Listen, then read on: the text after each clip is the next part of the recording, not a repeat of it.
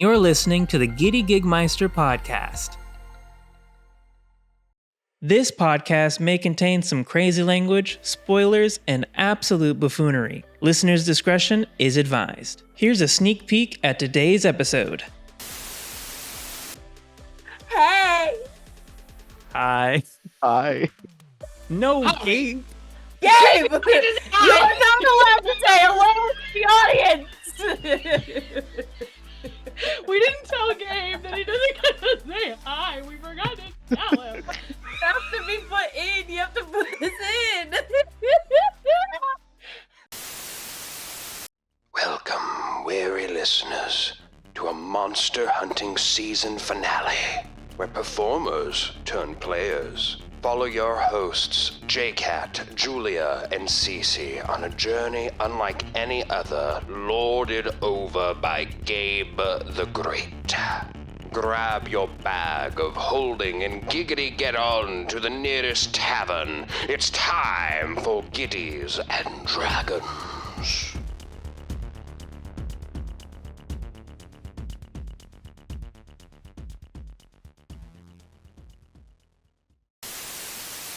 Previously on the Gigmeisters. As you know, we have officially sold the podcast to Gabriel for $0 down with no interest. Cece is really upset about it, but we came to these amicable terms, and now that Gabriel is in charge of the podcast, they have officially become the Giddy Dungeon Master. In this episode, maybe this might be more of Giddies and Dragons. Roar! We're putting effects are happening on the screen. There's a title. Matt Mercer is gonna come in, and he's gonna do some voiceover. Critical Role did a backflip, and now we're here. Actually, Matt just called me. He said he can't make it. He said he has better things to do. My name is Grimble Longthorn. I am a 23-year-old young adult, half elf, half human from the Winter Forest. My mom is a fairy goddess, and my dad works at IKEA. I have the abilities of telepathy, the sight, and tune in. I have periwinkle eyes and a Samsung Galaxy S. So this phone is not active. But whenever the dark side is activated, I get a phone call and it tells me what I have to do. So Grimble is very self-conscious. Gee, my mom's a goddess and my dad works at IKEA, so I'm just not as cool as all the other elves. Grimble's mom stays in the forest, so she's pretty out of his life. He doesn't really know how to be an elf or an elf prince or anything like that. And then his dad, who works at IKEA, he's just a Disney Channel original movie dad who brings Swedish meatballs home. Grimble has an elf best friend, but this elf best friend is also the prophesied destroyer of all worlds. My name is Evelyn Frogers, as in Rogers with an F in front of it. Lynn, Evelyn. Her father was a cop, so Evelyn thinks then by transference that she also has all of cop knowledge. She did run for DA, but she did fail. She was not elected. I lost my my husband and my two sons. Wow. Yeah, to the Chick-fil-A cow mafia. See, our family was split over a disagreement, chicken gravy or turkey gravy. And during this split, when I left my family in this heated moment, that is when they were taken by the cow mafia.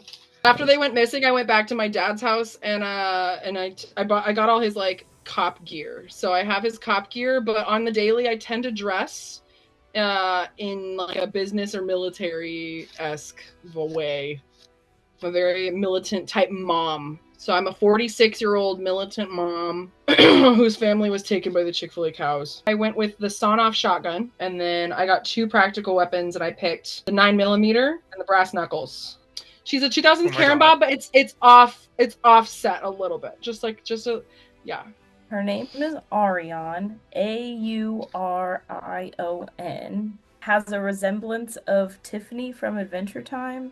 She's inhuman, birthed from the universe. She has sparkly eyes. She's 18 years old. She's introverted, weird and clumsy, and like outcasted. She has something to prove. One of the other hunters has a crucial role to play in events to come, so I'm supposed to be helping like guide them through it. I picked Angel Wings, Smite, Lay on Hands. She has a pet Pegasus. It's like a donkey Pegasus hybrid. Oh my gosh, Because she has GMO. magical powers, and so she was experimenting. And as you guys look up into the sky, you see a helicopter. The helicopter drops a ladder down. A very, very tall man in his 60s, 70s, but very, very well built. Looks like he keeps himself constantly exercising at the gym. He also wears this kind of like full black suit and a tie. He has an eye patch, a black eye patch, and a scar that goes over whatever happened to that eye. See, you all have accepted our offer to work at the agency. He looks at the three of you and he goes, well, just so you're aware, being part of the agency is no easy business, and you were just given an offer to join. Consider today a tryout, if you will. No, she gets to Grimble, and she goes, I don't believe in therapy, but you should. And she shakes his hand and walks away. Hey! Hi. Howdy. And welcome back to the Giddy Gigmeister podcast, season 2. And today we are recording this is our finale.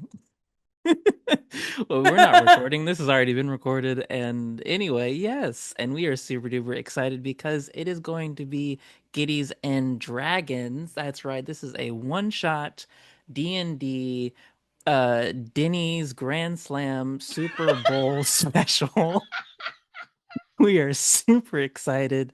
We're just really we got all the money to pay for this Super Bowl ad, which is going to be about an hour and 30 minutes. So you're gonna miss the game. You're gonna get some goodness. And that's better than any Super Bowl game, I think, because I don't know what football is. And speaking of football, this podcast proudly provides languid life lessons, questionable quotables, and a plethora of performance details, dutifully detailing turbulence and triumph in entertainment and everything. And I do mean everything, because D&D Everything. can encompass everything. And we are super duper excited because we have a special guest. Julia, take it away, because you are the mastermind. I am the special guest on the Giddy What? Gigmeisters podcast, Whoa. season 2 finale. Yes, It's Julia! me. I've never met you. I did bring on our guest today. It is a familiar face. You will remember them from last season, actually, as another featured guest. It is our very own friend, Gabriel Escudero. Woo! Yeah, I am your keeper for our game of Monster of the Week. You guys aren't fighting vampires. That wasn't a hint or anything. So, I was gonna say, when do we speak to Gabe? Yeah. Yes, Gabe is our keeper today because we are playing what we are calling a version of Dungeons and Dragons, but really we will be modifying some of Monsters of the Week mechanics. We are very excited today because even though it's not my first time or Gabe's first time playing any versions of Dungeons and Dragons or tabletop roleplay, it is JCAT and Cece's first time, which is really, really exciting. So we're thankful to Gabe for being on the podcast and just getting to do that with them for the first time. You guys excited? Like, are you nervous? Woo-hoo! Yes. I mean, I wanted Matthew Mercer, but I think Gabe is a good substitute. It's fine. It's whatever. Listen, Matt will only ever play, D&D for another podcast. He's not gonna play Monster of the Week for another podcast. You know what I mean? That's why you brought me. Right. And yes, you were the second person we contacted. But yes. Enough about Matt Mercer. I want to hear from Cece. Me, little you. me.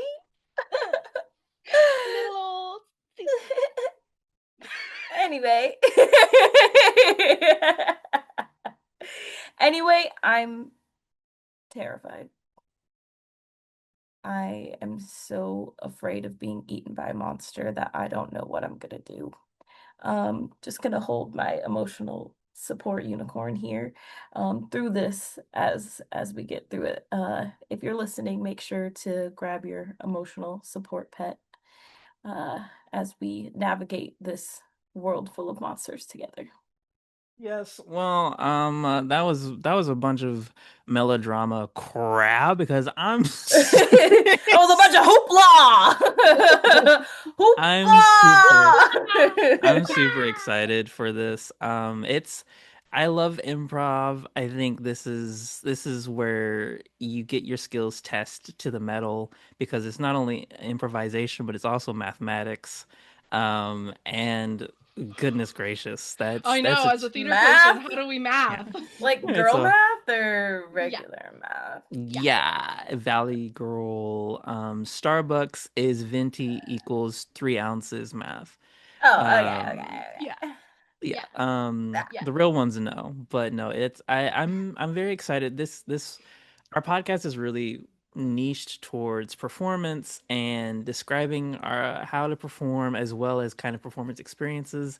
And I would definitely say that this is it's always nerve-wracking because you always want to do good. Like when you improvise, you always want to kind of take the spotlight, even though you may not be like, oh no, I don't want the spotlight. But when it's on, you want to make people laugh, you want to make people remember your performance, you want to elevate your scene partner.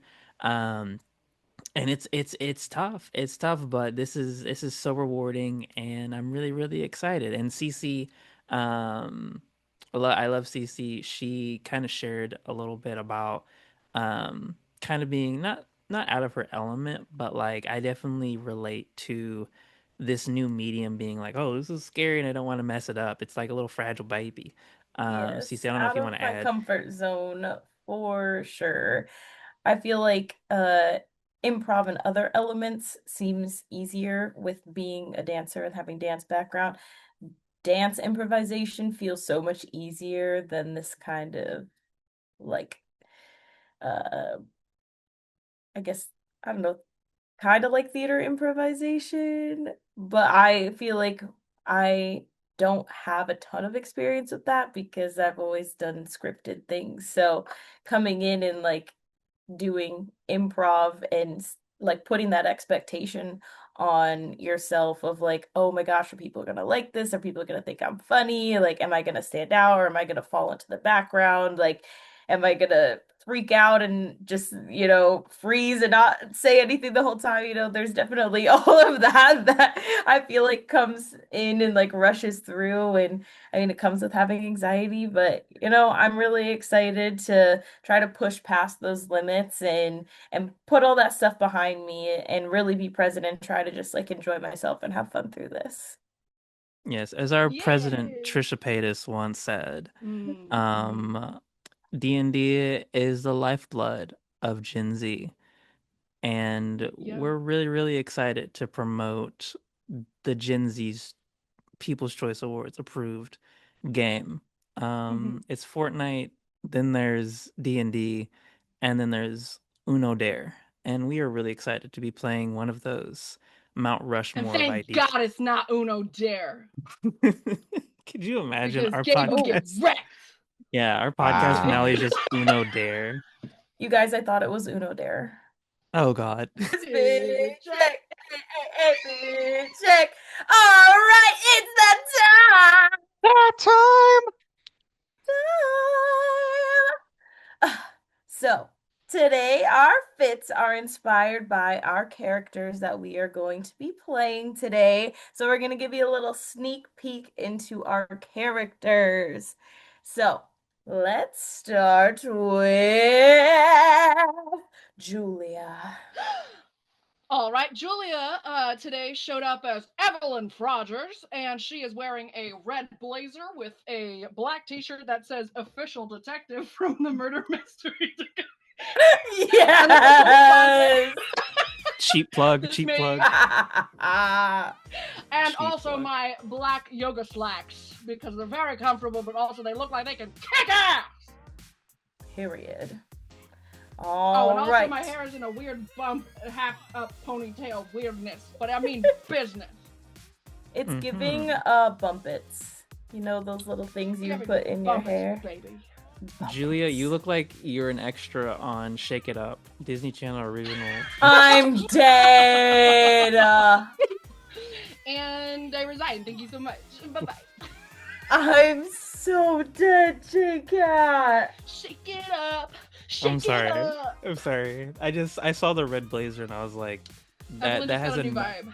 that has enough shine to be okay for camera on a Disney Channel original Oh TV series. man. Yeah, it is a Zendaya red has blazer. worn that. It's a Zendaya shiny has worn red that. blazer. Zendaya would. Hey, Zendaya would. Zendaya would. All right, moving on to our next fit. JCat, what is your outfit inspired by today? Hello, my name is JCat, and I am portraying the character Grimble Longthorn.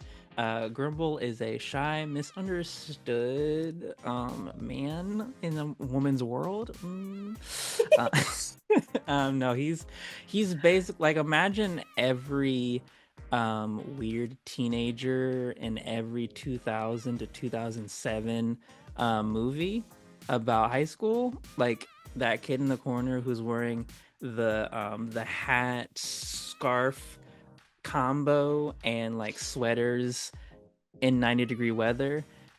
He's definitely listening to Papa Roach like right now, as he definitely. So I'm wearing a a long sleeve, kind of like Stranger Things inspired. Like it's like the little crevasse. What is that? What is that thing that they're like the gate thing that they're trying to close? Also, I think this episode comes out before or after the series finale of Stranger. I don't know. Where am I going with this? This will be coming out between part 1 and part 2 releasing. Okay, so whatever Yes. has happened, this is either a poignant reference and everyone is cheering, or this is a horrible reference and everyone is mad. So, but I'm wearing that. I'm wearing a like a button-up shirt over top of it that kind of looks like I'm in like an early 90s dad. And I approve. And then I have this awesome black and white loomed hoodie scarf, and it may be concealing some things about my character that he may find out in the future. So who knows? So I got these headset phone things. They're what let me see. They're A10 Astro headsets. Yeah, and I got this for the cooler weather. We got this plaid button up, button down, button sideways. Oh, and wow. and under Okay. that I only cared about my appearance from the waist up, so I have basketball shorts Yeah! underneath Yeah! Oh my Ooh, that's a goodness. brag on the podcast. Yeah. Chic. So much. That's Wow, did you guys see that? It was a knee. yeah. Yeah, that I only give that to this audience. Wow, Oh, that knee man, was thank you. that knee was so powerful that it just turned all the lights on. in Right, Gabe's- the brightness the camera picked up more brightness from that. I have no idea how that happened. Because you're an angel. Thank you. The light just beams off of you. Well, despite what you may think, I am not a rabbit. So get that out of your heads. All right, these are donkey ears because I love my pet Simon, okay? And you'll understand why here in a minute. But today, my character's name is Arion. Arion We is love really onion. weird. I'm not an ogre, No. but thanks. And Arion is a divine being and very quirky and a little country. But my outfit inspired by Arion is since she's a divine being, I figured that I also really loved other divine beings, which is why I'm wearing a Baby Yoda sweatshirt. Yes, thank you. Thank you very much. The next level of divine being next to me. I mean, it's like my role model, the one I look up to. I learned a lot of my magic from. So yeah, I gotta support. I gotta support my baby Yoda. So only the baby version though. Not into old guys. So Same. Hey, can we meet your baby friend? my baby friend. Your baby Yoda friend. I want to meet him. I don't know. Okay, I think we've lost the the trail. I don't know We've where lost we're the plot, going guys. today. We've lost the plot. I think we're all stalling lost the plot. so We've bad lost- right now. We've We've lost lost the the plot. plot. You know what? Okay. lost the I think we concluded fit check, right? We just kind of Yeah, the music just Gabe's size. We couldn't music move just on from ended. that. So Yes. but I do want to bring it back to Gabe because I know that Gabe's been playing specifically D&D for a long time now, and that means a lot to you because you have a specific group that you play with, right? Do you want to talk about your little family for a little bit before we jump in? I've got a few groups that I play You D&D do, with. I got a yeah. few groups. But yeah, I've been playing playing for probably at least 7 to 8 years. I've been GMing for around 4 to 5 years. But yeah, all my groups are like little families in a way, and some, and one day you guys might hear soon. One of those families is possibly developing a new game system, but we don't have much to say about that right now. Okay. Maybe we'll bring him on the podcast to talk about it when it's Yeah, done. maybe when it's all done, we Ooh. can. Maybe I'll come back Exclusive? and maybe we'll come back and play a game with you guys when it's finally. But it's got to get Play copyrighted games before I give with any us. information. Yes. It's got to get copyrighted first. All right. I don't want. I just know that Grimble likes to steal things. You know what I mean? So I don't want him. I don't want any ideas stolen. Okay. Well, and Dirty we the little Giddy elf. Gigmeisters deserve better than some half-baked cones of Dunshire, Yeah. okay? Yeah, Yeah. can you So just we'll wait Mhm. till it... Can you just announce that louder into the microphone, Gabe? What you said? Yeah. Let's get into this. Woo! Hey! So yeah, Let's go! so just reminding you, so for everyone listening at home, this is Monster of the Week. It's a very fun little tabletop role-playing game, and it's I would say whereas D&D is a very structured and rulesy game, you have basically a rule for almost anything you can do in that game. And the dungeon master kind of leads the storytelling of it. This game is a lot more rules light. It has some actions that you can do and it has some stuff for character stuff, but it's a lot more of a storytelling and conversation game. It all depends on how fun you as players and how you and us as storytellers are. I expect a lot of great things, and the only thing I could say is, if this episode doesn't get a lot of views, it's your guys' fault, not mine at all. Stop putting Yeah, expectations on us, Gabe. Listen. Wow. The only expectation I have is to have fun today, guys. And so. Oh, I couldn't hear that. I couldn't hear that. I don't pretend like I didn't see either. Yeah. So that is basically that. So what this game is about hunting monsters. This game was inspired by shows like Supernatural, Buffy the Vampire Slayer, X-Files. So it's that type of, literal monster of the week type storytelling. And our lovely, lovely players here and your usual host of podcasts are actually monster hunters. They're out there going into the darkness and taking out these monsters before they do something bad to everyday people like you and me. You and me who wear blue plaid button-up shirts. So Button sideways shirts. button sideways and also diagonally. Yeah, clock it. Thank you. Okay. Diagonal's too far. That's more like that's the Draw drop. the line. So now you're just throwing it in. Now you're just making things up now. That's fair. Well, players, are you ready? Yeah. I'm ready. Go. What was the question? That's close enough. All right, let's get started.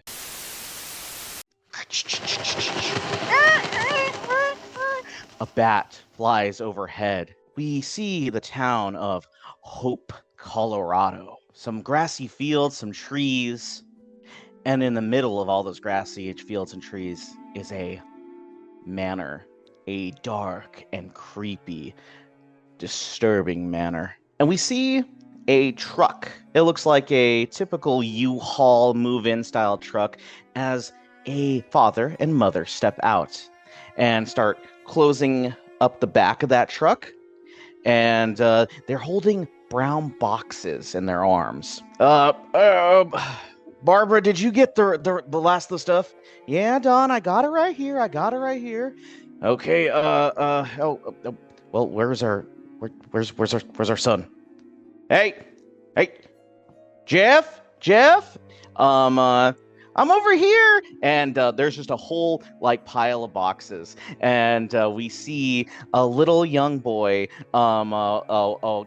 appear from inside the boxes. I told you, there's a lot of woods out here, Jeff, so you don't want to get lost. I'm sorry, Daddy. It's okay, Jeff. Now, just take that box, and you remember where the attic is? All right, go take it over there. And we see little Jeff start running up the stairs. Barbara just looks down. Do you think he's gonna be okay here? It's a lot to move states at such a young age. Oh, he'll be fine. I moved plenty when I was young. My dad took me all around the world for his job, and he'll get used to it. I hope so. I just boom, boom, boom, boom, boom, boom, boom, boom, boom, boom, and the house starts shaking. What's happening? Oh my God, let's go. What's happening? Jeff, are you okay? The family runs through, and as they open the door, they just hear a scream of Jeff. And they run upstairs towards the attic. And as they're running, furniture is flying all the way around, portraits running off of walls, and as we can see in this house is dark. It's lit by side lamps, side electric lamps that come from the walls, but they are flickering in and out. And as they run up to the top, they see they open the attic door, and as they walk in, they see Jeff, the back of him, as he's looking out a window in the attic. Jeff, are you okay, son? Jeff is just standing there. He turns around. His eyes are pure dark purple. No pupil inside. Only the color of purple.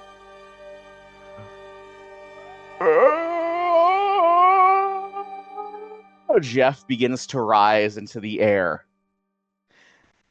And that's where we cut and start our session of Monster of the Week as we go to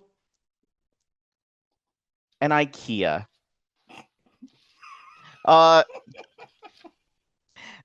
This IKEA is dead. It is like basically completely no one's there. It definitely isn't. There's no rushes or anything going on like that. And it definitely seems like the place could use some work. There are some messes and dirt splotches on the floor. There are items that aren't where they are supposed to be in the right aisles.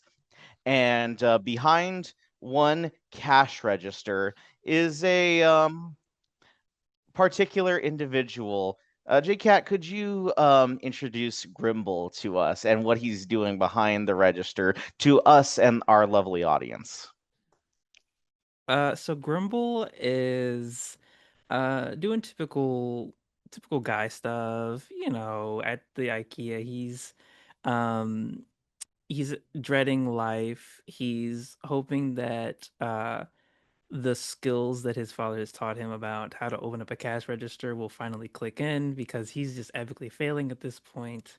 The cash register is not opening for him, and he's just kind of like, oh, this doesn't make sense. He's not super tall, but like, don't tell him that, because like he'll definitely correct you and give you precise. He's dressed for warmth, even though the IKEA is kept at a cool uh 90 degrees for some reason.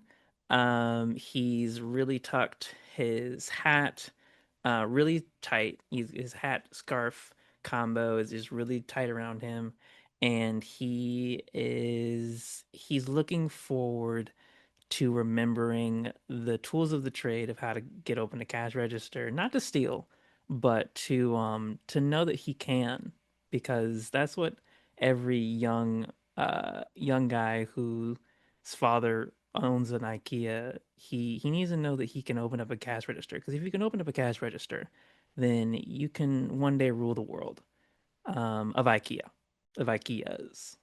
So that's what Grumble's doing. As you're going through this, trying to attempt to open it, I want you to roll act under pressure. This will be the first roll of the session. Yay! All right. Oh no. Okay. Act under pressure. So you're going to add plus cool to your character from your character sheet. So Okay. acting under pressure, remember, this is something when you're trying to do when you're really stressed out and wanting to do something right. So roll plus cool. These are going to be 2d6 audience members. All right, so that's a 1 and another 1. And he was and- number 1. and my cool is 1, so that's a solid 3. That's pretty rough. So just so everyone at home understands, there are tiers of success with this game, right? And he didn't clear any of them. So if you get a 10 plus on a 2d6, you do what you set out to do. On a 7 to 9, the keeper gives you a worse outcome, a hard choice, or a price to pay. And on anything lower than a 7, things go to hell. With that being said, as Starting you off strong. attempt to, what is he attempting to do in order to get this cash register to work? Like, is he tapping on it? Is he trying to pull the thing out? Well, like every good kid in an IKEA, every good IKEA employee has on them is the IKEA brand multi-purpose, multi-tool. It's the Phillips head and crap, what's the other one? It's the Phillips and the flathead. It's like the magnet one where you can swap them out. He's using that tool to attempt to get it open because it is no longer it's been unplugged. So it's not it just wouldn't open through electronic means.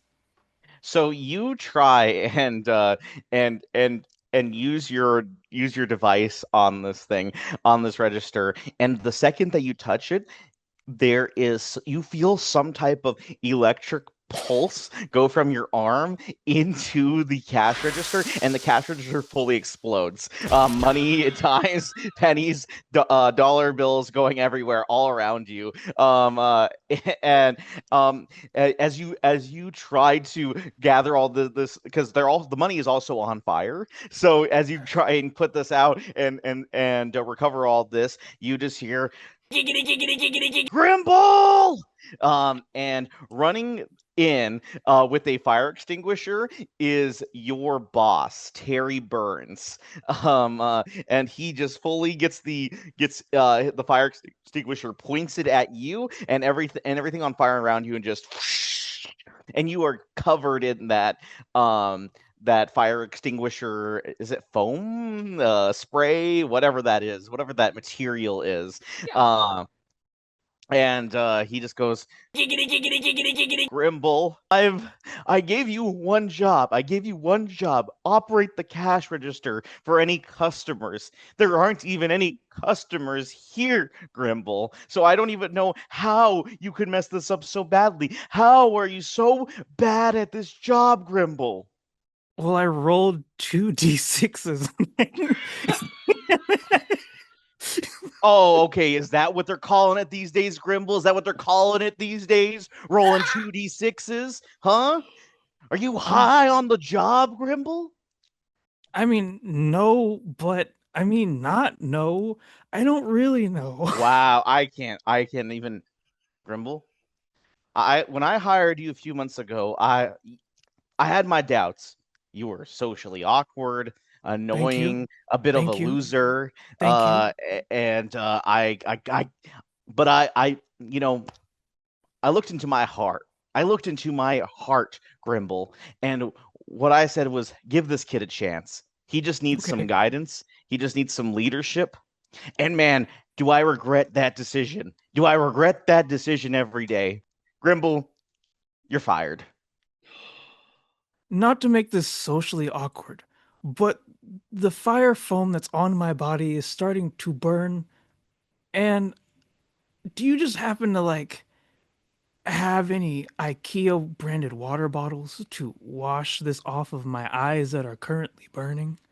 We cut to like in a cartoon style fashion, Grimble just getting a foot kicked into his butt as he flies out of the IKEA. Oh.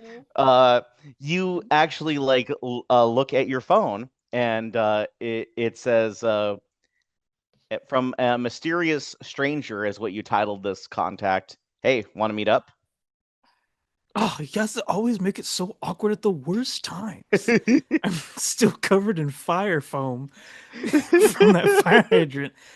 So Grimble is very distraught at this. I don't know if I'm supposed to be narrating, but Grimble is very distraught at this because this Yeah. IKEA has been in his family for generations. This Um, IKEA. this particular IKEA has been in his family for generations.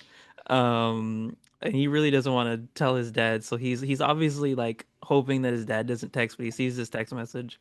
And Grimble's just gonna uh this of course is a Galaxy S T-Mobile phone. So Mhm. funny thing about Samsung phones is that if you get them wet or have any foam or like soap and stuff around them, it falls in a lot faster. So Grimble's like actively like trying to like blow the foam away from as he's trying to like type um what's up bro question mark, but it comes out it gets misinterpreted on the text message, and I'll let you go from there. Oh yeah, roll act under pressure from me again. Oh no. um okay, for that's 9 plus 1, that's a 10. Um, uh, okay, that's pretty good. So you actually are able to fully do this without any Yes. like any errors or mistakes. Is because it just goes, oh, nothing much. I think we should just catch up after, everything that's happened, also heard you got fired. Um, uh, all over Facebook already, and all the social medias. I know it's like important to you and everything. So I'll give you some time to process that. Um, but maybe we can meet a little bit out just right outside your house tonight. They caught me on Facebook? Crap.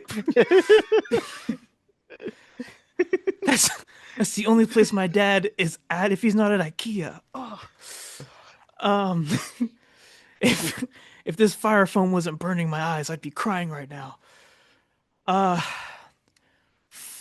and then Grimble's gonna text, yeah, sure, whatever. Might as well. Lol. Also, who is this question mark? Oh, eyeball emoji, eyeball emoji, and sent. And that's all he sends you today. Gosh, he's so weird. I can't tell if he's like flirting or not flirting, and it's really confusing me. Ugh.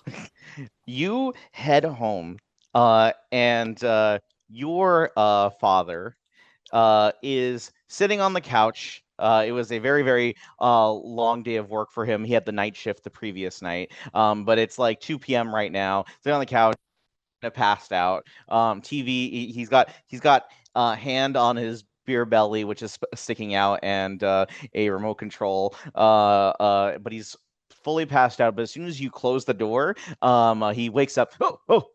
Uh, hey, Grimble. Don't Uh, talk to me right now. I'm in a mood.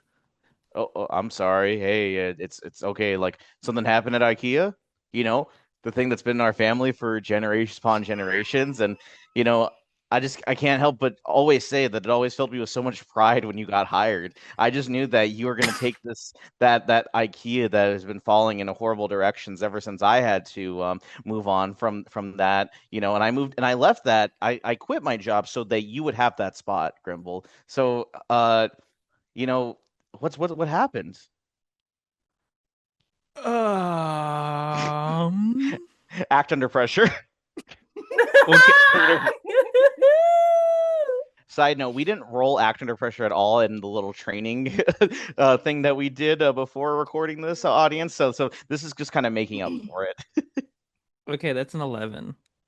Okay, so you're able to think of a few things. You either have enough courage to tell the truth, or you can think of a reasonable lie to say right now. Grumble, they just looks at his father, who he loves, uh, very mildly, uh, for just an obscene amount of time, unspoken silence, and then Grumble goes,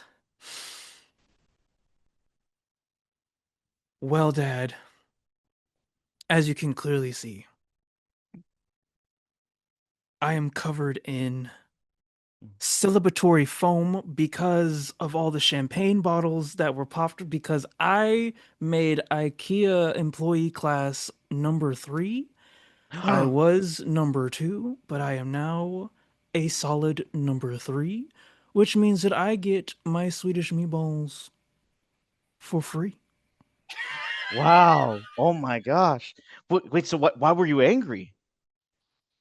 Uh, because I found out that AI has taken over Facebook and everything that's on Facebook right now is a lie. So if you see anything weird, like me Wow. getting fired or anything, that's just propaganda from big AI. Well, let me tell you something. Let me tell you, son. I would never believe anything that I would ever see on Facebook, ever. You know, and if I did see anything, about like you like quitting your job, I know that's not real or getting fired or anything like that. Because Yeah, if because that it's ever not happened, real. Yeah. yeah, and if that ever happened, I'd kill myself. So I hope you know how important that is to me.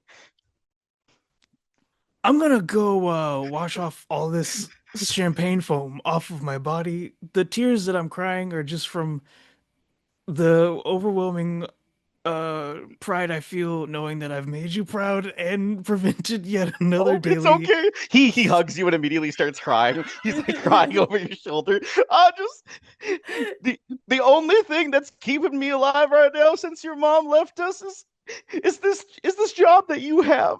Grimble As he just hugs you. pats him on the back of his head very softly and just goes, "It's okay. I know I'm awesome." And the IKEA's best employee. Don't call the company. Don't call Terry. I will never talk to them, because I believe in you. Yeah. Yeah. Anyway, Um uh I'm gonna go upstairs now. Uh, you head upstairs. And at this point we shift focus. Evelyn, what was one of the happiest memories you ever had with your family? Before they were taken, you mean? Yeah. What was one of the happiest memories you've ever had with your family? Well, you see, as I'm a big beef eater, we used to barbecue a lot, and but my husband didn't like to cook the beef, so usually I'm the barbecuer, and that was a fond memory. The day I took the spatula from him. We see that moment, and we see your family, Hunter and Ryder, and your husband, your husband. I can't even read what I wrote here. Andrew, and your husband Yes, Andrew, that sounds right. your husband Andrew. Basically, they're all waiting at the table for this delicious meal as you put the as you come out of the kitchen. What does Evelyn look like as she's coming out of the kitchen? Just this is your Oh, chance to describe your character. typical housewife, just black pantsuit, just it's crisp, it's starched. I got it just taken to the dry cleaners, so my husband knows to expect that I will be wearing my suit every day as it gives me the power I need. So I came out in a crisp black suit with a blue shirt underneath, I remember. Wonderful, beautiful. As you come out and you have this wonderful, wonderful food ready for them, and you show that to them, and they go, "Oh wow! Oh my gosh, mom, this is delicious, Dad. This is so much better than your cooking." And he goes, "Well, I think it's time we give that spatula to Evelyn. I really, really love this. You certainly have outdone yourself this time, dear." As they start eating, but it's just so sad because chicken would have been so much better. And then your sons go, "Yeah, chicken would have been better. Mom, why'd you make beef? It doesn't taste good." Evelyn's fists are balled up under the table. And then your husband looks at you. "Why did you fail to save us, Evelyn? Why did you fail us?" "Yeah, why'd you fail us, Mom? Why'd you fail us? Why'd you fail? Why'd you?" And then all of a sudden, the roof of your house lifts up into the air, and we see in the sky a helicopter taking out the house. And on the side of that helicopter, it's the branding of Chick-fil-A. No! No! You bastards!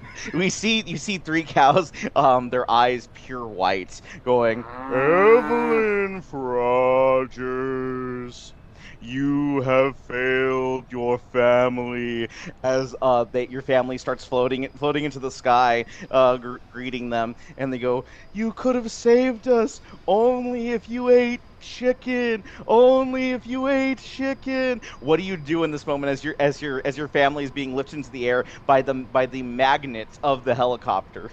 Not only do I scream, "Damn you, Chick-fil-A!" but I also pull out my shotgun that I usually have. It's just my emergency shotgun. And I fire it directly into the air at the helicopter. That's what happened. Roll to kick some ass for me. Yes. Let me see what my modifier is. Lovely. Aha, yes. First roll, 4. Mm-hmm. Second roll, 5 plus 2 is 11. Wonderful. Now I want you to roll act under pressure. Okay. I mean, yes. 3. Oh, sorry, she rolled in 5. That is an 8. An 8 and yeah, 8 and then it's plus cool. Plus cool. Oh well, I'm not cool. I'm probably -1 on cool actually. Oh, +1 cool.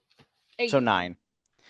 So make success. So as you fire, you are able to hit the helicopter as it starts spinning out of control. But one bullet of the shots, you're shooting up in the air with a shotgun.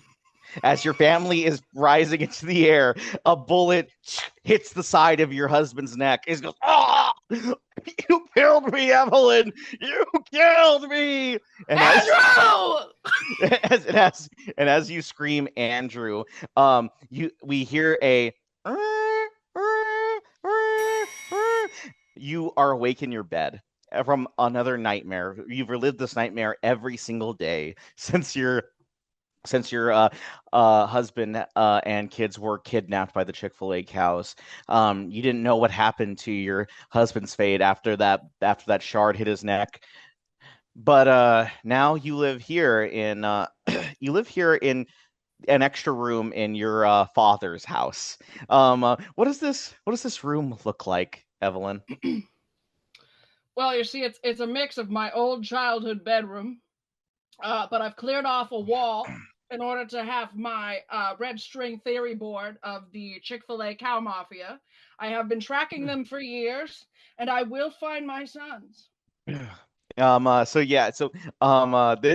like the idea that it's this huge conspiracy board, and with each monster you've hunted, you've somehow gotten a little bit closer to the puzzle.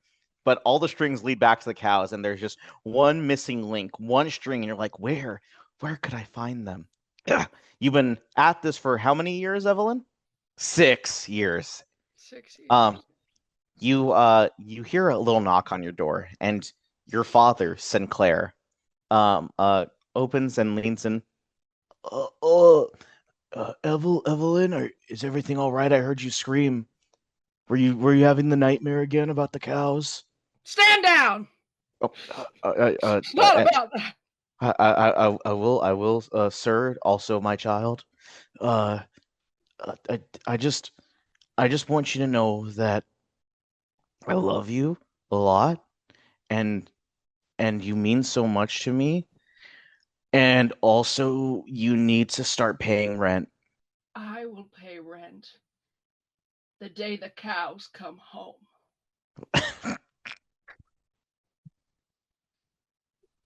He looks at you. He looks at you, and he goes, "Listen, Evelyn, I've appreciated much, but you've caused a lot of disturbances in the house, and um, you know, Jill is kind of a little upset that about all the craziness that gets out in here, and and she said that if me and her want to continue dating, then you gotta have to start heading out and move out of the nest. And I think he looks at the board and he goes, I think it's finally time for you to let go of all this. You're ready to let go of your grandsons? Honey, Hunter and Ryder? I don't know what happened to them, but I think, it's like the first 48. If you don't get them within the first 48 hours, they're probably already gone, Evelyn. How could you say that? How could you? What's the last time you ate beef? Huh? I don't know the last time you made it. Have you been eating chicken? God, you know how it makes me feel when you eat chicken. You and Jill. It was grilled. It was grilled. I put it in the air fryer. You know what it does to me. Listen, I'm not making you move out tonight, but I think it's time for you to start looking at other places, okay? So, just I love you, and I hope you have a good day. And he closes the door as you are left in your room. Now, Evelyn, how does Evelyn feel knowing that she's getting kicked out of her room out of the house by her father unless you start paying rent? And how does Evelyn feel currently right now? Evelyn is very distraught and she feels very abandoned by those around her, but she is trying to remind herself that murder is usually wrong and that making her father disappear, despite having the skill set, would eventually upset her, so she must put that thought aside and figure out rent later. As you put your eyes around, you spot an old campaign poster, and memories of your failures are all around you, your family, the campaigns, and this board, this conspiracy board that you can't find, that leads to no one, nothing. You don't know where these cows are. Is it possible that it's too late? As we shift to our next player, Arian, you wake up to the sound of a creature neighing and yee-hawing. Evelyn, can you please continue? Julia is the voice of our our very, very I'm wonderful the featured ass. Yeah, of our very wonderful Simon. Can you what is it what is Simon's version of a rooster morning call? Oh, wait, did we describe what Simon looks like yet? Not yet. But what does that sound like to you, Julia? I just figured the sound goes with the look, but yes, he sounds something like something like that. Arian, sound in that morning call. What does Arian's room look like in this country, in this old country house, way back? There's fields everywhere, sunrise, fields of corn, this whole farmhouse. So Arian wakes up to the wonderful sounds of Simon Oh, what a beautiful morning, Simon. Oh, come here, And boy. Arian, what does Simon look like as he honks and neighs? Simon likes to sleep right outside my window. And so Simon's sticking his head through the window. His neck is crooked. He's got a little crook in his neck. His tongue is hanging out the side of his mouth. He's got a little limp lip. And his eyes are just bulged open wide. And he's just looking at me with those cute little bulged eyes. His little teeny tiny chicken wings on his back. And he's just so ready to get the day started and go on an adventure together. Um, uh, as you start petting him and then you start getting ready, as you walk downstairs, with Simon behind you, you see your nice old mother and father. And Arian, what does Arian look like, by the way, as you walk downstairs? Arian is wearing some Scooby-Doo Mystery Machine slippers, and Arian is a depiction of Tiffany from Adventure Time. However, slight differences, a little more feminine features, as Arian identifies as she, her. Arian is in a Baby Yoda nightgown dress, as that is their favorite superior being the divine. And Arian is bright and jolly and ready to start the day thanks to Simon waking him up as it makes his day. It makes her day every single morning. Wonderful. You see your parents as you walk downstairs. Your father is wearing this button up white button up shirt with a collar and jeans and a belt as he's digging into some pancakes. And your mother is wearing this nice little pink dress. They're both like they're the typical older couple and that lives in the West, that like lives out deep in the country on this farm. They're little plus sized. They have a little bit of a hunch as they walk around. And your mother looks up at you. Oh, sweetie, you ready for some pancakes, darling? Oh, Mom gives Mom a great big hug. I hope you Oh, had the most wonderful and sweetest dreams. However, I don't think I want to eat Dad's pancakes. Let me get a little. I do use some magic to make the pancakes taste better. roll 2d6 for use magic and add weird, I believe. Okay, a 6 and a 4, and then +1. So you got an 11 on that roll. These pancakes are magnificent tasting. These are God's gift to pancakes. Delectable, succulent, and the syrup is just adds to the perfection as you guys all start eating. Your father goes, "Wow, Ari, these taste really, really good now. Not like the dog shit that I usually make." Aw, um, shucks. Thanks, um, Dad. and your as you guys take the seat at the table, and your mom goes, "And don't worry, Simon, I didn't forget about you." There's like 10 pancakes stacked on top of each other. Simon eats all of them one big bite, including the plate. Oh, Good boy. what a beautiful creature. Um, um, your father goes, "Well, honey, have you made any progress on your mission yet? This divine inspiration that you were created to do?" Dad, don't pressure me. I'm really Oh, trying. I haven't I haven't found the one yet. I need to find the one and help guide them through the mission. well, I thought you said that one kid that you work with at your new job might be it. What was his name? Gramble, Gringle, Grunchel? Brimble, yeah. I I'm being drawn to him, but I'm still trying to figure him out. He's a lot weirder, smaller, uh, less educated than I thought he would be. your mom like tap like rubs the top of your head. Oh, it's okay, honey. I know that you'll get this right, and you will find a way to get Guy Grimble on his journey, on his mission. She looks at and she pulls this photo of you crash landing in a crater. As you know, these aren't your natural born parents. But they found you in a crater when you shot from the sky so long ago. From what you don't remember, but you just know that innate in you there is a divine purpose that was meant to be fulfilled, and that's why you do what you can to help the world while you figure out what this divine mission is.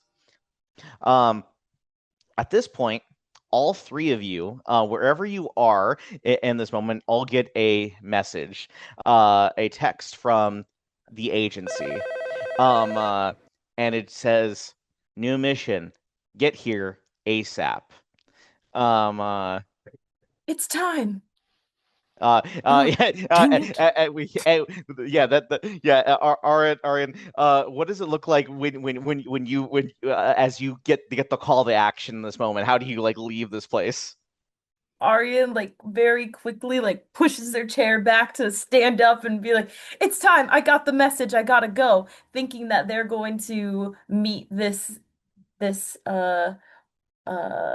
monster hunter that they're supposed to guide, and it's going to be like this great big thing because Arian has doubt that it's Grimble, even though it ends up being Grimble. And so Arian is so excited. Arian hops on the back of Simon, and Simon flies away as they go to the mission. Simon bursts through the front doors and flies out as the sun radiantly goes down your whole body and you know that today is the day that you find your mission. Um, uh, Yes. uh, Evelyn, what does Evelyn look like as she gets this message and takes the call to action? She looks at her phone. She's like, lets out like a really like heavy sigh. If I have to pay rent. And then that's when she goes back into her like Terminator Yeah. sprint. And she Terminator sprints through the house, out past the pancakes. She actually mid-run knocks a plate of waffles or pancakes into Jill's face. Ow! And what? Evelyn! You're about to run out of the house when you realize you forgot your things, and you run back into the storage area where your father keeps all of his old police gear, puts it all on, and runs out. Your father goes, "Evelyn, those are mine!" As you run out the door. Grimble, how does Grimble take the call to action? Um, Grimble has just showered, so um he sees his phone message and then just like lackadaisically puts new clothes on, but it's just the same. Like he opens up his closet, it's just the same outfits. And so he puts this on, he puts the same outfit on, but it's new and smells good now. And he looks at his phone and he's like, "Ah, maybe if I do good at this, Terry will hire me back." Hmm. And he puts his Crocs in sports mode. And What is it? Because he just showered, do we see what's under Grimble's hat in this moment? Uh, I'm gonna say you can see glimpses of it, but like he's putting on his clothes. Like Grimble is the kind of person who walks out the shower immediately into clothes. Awesome. Wonderful. As you start heading downstairs, you see, you catch your father, right before you go to open the door. You catch your father, at the dinner table, and he is, looking at a photograph, and has one hand on his face, and he's just crying. Do you, do anything in this moment? Um, can hold on. Yes, I do. Grimble wants to. Can I use my telepathy and try to tune in, like try to see what my dad is thinking about? you use your telepathy and you listen in, and not only are able to like listen, you understand the image that he's looking at. It's an image of photo that he took with your mother. This blue-skinned goddess looking of a woman before she Dude, headed don't off. talk about my mom like that. I'm sorry, Grimble. As before she headed off to uh the winter forest to do her duties. And what does Grimble feel about his mother? Grimble is confused because he wants to know more, but he knows that because he doesn't believe that he is her priority at all. Hmm. So he is more confused on the relationship, and he's like trying to figure out why his dad is so emotionally drawn to this person who seemingly kind of walked out on their lives when Grumble was but a wee lad. So You besides the telepathy, do you do anything else before you leave? uh hey dad, the IKEA called me and they Oh, need yeah, me. yeah. Yeah, Well, they need I me wasn't to. crying. I wasn't crying. Yeah, no, Yeah, that'd be weak and weird. yeah, yeah. Yeah, IKEA called me and they need someone to help put together some pretty confusing furniture. So I'm gonna go help them with strong muscles and big brain things. Son, all Yeah, my dreams are wrapped up in you. that's a lot of pressure. Thanks, Dad. That's Love cool. It's cool. you. Yeah, Uh, yup, same. as you head out and go through the door, you go to your you grab the keys from wherever you put your keys, and and you start heading towards your dad's car, and then you realize that the tire is flat. uh Ugh. Again. um and on the other side of the street across from you, you see a uh a dark-haired bat leaning against his motorcycle. This mysterious stranger who you've seen oh so many times. You've never even gotten his name, but you've always respected how he's able to go all out and fully unleash himself on the world without a care for the world, with no responsibilities. Um, uh, and he looks at you. Hey, Grimble, and he winks at you. Oh gosh dang it. He's so socially awkward. What do you want, dude? Uh, nothing. Hey, I told you I'd be meeting you here tonight, right? You know, if I wasn't covered in fire foam earlier, my first thought would to think that you did this to my car. Me, I would never do something like that. You're an 80s You, bad boy. Of course you would do something like that. hey, I may be an '80s bad boy, but I don't hurt my friends. As he like pokes your chest. And Also, anyway, we're like across the street, so like I'm yelling, yeah. like we're Yeah. yelling across the Yeah. He walks over there and then taps you the chest, and he looks and he goes like, "So, did you break the news to your dad yet? What do you know that I don't? You know about you getting fired? Oh, about that. Oh, that was That's weird. I all thought over on you Instagram. It's been shared a million times on Instagram. It has 2,000 comments on Facebook. Like he has the YouTube footage from the camera inside of IKEA. why is everyone's dreams wrapped up in my Yeah. life? Gosh, this is so Listen, much pressure. Trisha listen, Paytas man. commented? Gosh. Yeah. And when Trisha Paytas comments, it means like the whole world knows at this point. So how'd your dad react? Oh my God, Uh, Trisha Paytas. he he's really happy for me. He's really glad that I'm making a positive life choice. You know, you can't IKEA all your life, you know? You gotta eventually look at American Home Furniture or, Lazy Boy. You uh, gotta look somewhere else. uh-huh. Uh-huh. Why are you Really? doing that presumptuous uh-huh? As if you know All something that I don't. listen, man. All I know is that you need to start letting loose, all right? The I'm next time loose. someone tries to fire you, you kick their ass, all right? The next time anyone says anything snide or rude to you, you give them a snide or rude comment back. And the next time people presume to know what you're gonna do something different, do something crazy, do something wild like this. He like lifts the back of the car up with one hand, and he like takes the tire out. He takes the loose tire out, that is now completely flat, and throws it out into the window of your next door neighbor. See, I didn't plan for any of that. You just hear like an old lady just go, ah! And you know what? And she deserves it. Why? I don't know. I don't question. I don't think about things like that. You gotta stop thinking. He taps you on the head. You gotta get out of your head, man. Whoa, hold on. First of all, I live my bro. I live my life 1/4 of an IKEA factory furniture manual at a time, bro. Okay?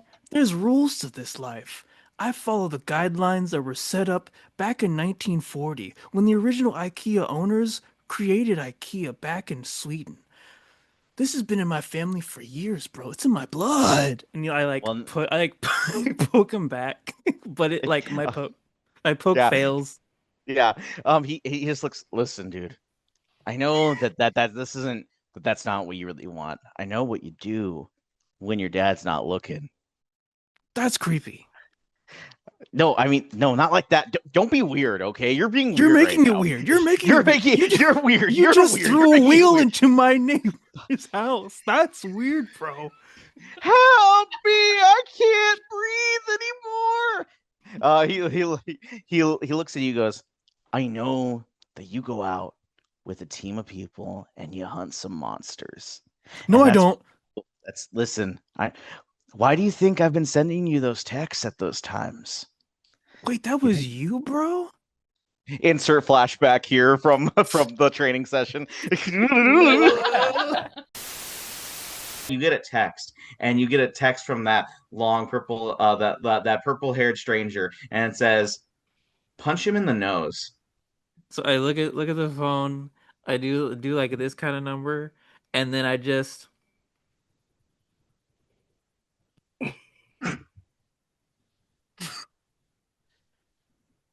You want to say that to my face again, bro? and then right before he like cusses, just a jab, and then I go, smells like weak sauce. Yeah, I pay attention, I watch, and because of me, you were able to get on that agency in the first place, okay? Oh my god, who are you? Wouldn't you like to know? He winks with both eyes. Okay, well, first of all, that's just stop being weird, bro. What's weird? Why are you're making it weird? I'm not Enjoy the making it moment. weird. I'm in the moment, bro. It's just you're making the moment weird. Hey, it's okay. Listen, when you're ready to let loose, I'll be there. Until then, he backflips onto his motorcycle. He's so cool. Yeah, I am. And he lights a cigarette, puts the cigarette in his mouth. In one inhale, the cigarette turns to dust, flickers it out, and he goes, "And I'm here to guide you." As he revs it off.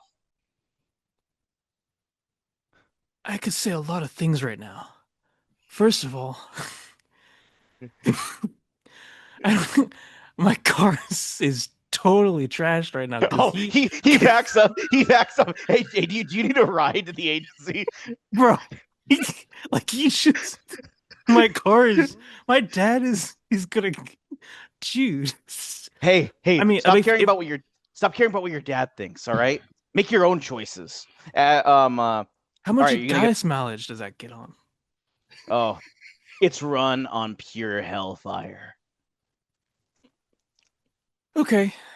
Is you hop on, and as you guys all head to the agency, we skip ahead, and we see and I like the idea. Yeah, Arian is flying on her Pegasus donkey. Grimble is riding the back of behind this mysterious stranger on the motorcycle, holding on to him. You're making it weird, man. Stop holding me like that. You're holding too tight. Get your hands off my hands, bro. And Evelyn is just running to the agency, running at full speed. We cut to a conference room inside the agency. Actually, not in the conference room, right outside, as you all conveniently arrive at the same time. Each before you guys could say a word to each other, opening the door. A man in a suit and tie, a white collared shirt underneath his black suit jacket, and a little like pencil thin mustache. You guys know this to be the butler of the agency, Albert Wren. Oh, good evening, you three masters. Enter here, heart beating for you. Albert, do you have the crackers for Simon? Oh, do I ever? As he like pulls out like a plastic Ritz crackers, and he gives it to you and offers it to Simon. Simon slurps it up. The whole stack of crackers. Oh, the whole thing. Oh, what a magnificent, beautiful creature. Where does it all go? He has such a tiny stomach. Where does it all go? No one knows. And no one should His wings. Know. Yeah, it goes into his wings. It goes straight to his wings. As you guys enter inside, and you are at a conference room. And not in the conference room, but on a display screen in the conference room is Mr. Hark. He has a full white beard and eye patch, and he is wearing also a suit and tie. As he just looks at you guys from the TV monitor, as you guys all take a seat, sit down. Wonderful, Grimble, Ari, and Evelyn. Wonderful, nice to see you all. Take a seat, please. Take a seat. As he looks through you, he is like smoking a giant cigar in his mouth, and he goes, well, I do have to say, as much as I've enjoyed your progress going through and becoming amazing monster hunters, the last mission wasn't so good. Evelyn, I love you, but you can't be capturing the wrong monsters. It won't happen again, sir. It won't happen again. And I hope it doesn't. But and listen, you killed them in the end. But the real monster, had 20 victims by the time you caught up to him. So you gotta be careful, all right? And he like takes a big puff. But a job's a job, and you got it done. So, Albert, can you please give them their payment? Evelyn and Arian, you both get like a check for $1,500. Grimble, your check is because is that monster minimum wage? I just want to know. Yeah. Per mission, you're contracted per mission. Okay. Grimble, because of your age and below the age of an adult, you get a stipend check of $150, just enough to just. Wait, enough, I'm confused. I thought Grimble was 23. Is Grimble not 23? Grimble is 23 in elf years. Crap! But legally speaking, under 18 on official government documents. As you get handed your check of $150, which is just enough to cover your phone bill. Well, that's in elf wages. This is a lot. You think this is amazing, and he goes, well, wonderful work as always. But now it's time to let you know about your next mission. Cynthia, can you come in? And a woman in her mid-30s comes in. She has glasses, a little portly, but she kind of wanders in, and she has like a stack of files as she puts through. This is your Cynthia Meek. And she goes, okay, so your next contract is in Hope, Colorado. A young boy has gone missing, and the parents reported something that seemed on the verge of supernatural. We think that there might be something going on here. They live in the I believe it's called the Sappington Manor. Uh, I wasn't able to cover much about this. There's not much online, but it seems to be looked like it was the town, the town haunted house for a very long time until this family moved in. Not too much other they don't really get a lot of news coverage online, so you guys are gonna have to go in and figure it out. But I was able to track down the location of the house for you. And if you I would start talking to the family first, and then from then on, maybe go to any news agencies, see if the local paper is still writing something up and hasn't revealed anything. There's obviously the police department. Maybe they found out more information. All I know is that the son is currently missing. And, parents are always eager to find their children. So I think they'll accept any help that they can get, even if it's help from, strange individuals such as yourself. I'm sure Simon can sniff him out. Grimble raises his hand. You raise your hand, and Hart goes, yes, Grimble, you could speak. Cynthia, how big is this Hope, Colorado? It's not a very big town. In fact, it's like, it's barely the size of a small village. It's like it's 20 miles in circumference, wrapping around 20 miles both on both sides, north, west, south, and east. Not too big. It's a very small town. Isn't that where the cannibals live? What, can you say that again? You guys will talk at the same time. You go. Isn't that where the cannibals live? The cannibals? You mean, oh, well, no. I mean, I see what you're saying. Don't worry, there's no cannibals here. If they're not cannibals, what do they eat? I mean, there's some farmland. It's also like, guys, it's 2025. Food gets brought in by cars and trucks by small companies, and you don't get it, do you? Oh, okay. They eat beef. They eat beef. They eat beef. Cows. They eat beef. All right, Evelyn. I'm pretty sure there's plenty of beef in that town. Okay, but have they sighted any cows in this 20-mile town? Evelyn, we've been doing some research. We haven't found any knowledge of the Chick-fil-A cows. You know this. But a boy went missing, you see. So if they took him, if the cows took him, we're gonna find them. I mean, maybe you'll find out. But this is all the information that I currently have. Hart goes, well, you have your mission, you have your location, you got your objective. Find that boy and kill whatever creature or thing got him. If it was even a creature or a thing, and not just another prank to get famous like some of these families like to do for clicks on the YouTube and everything.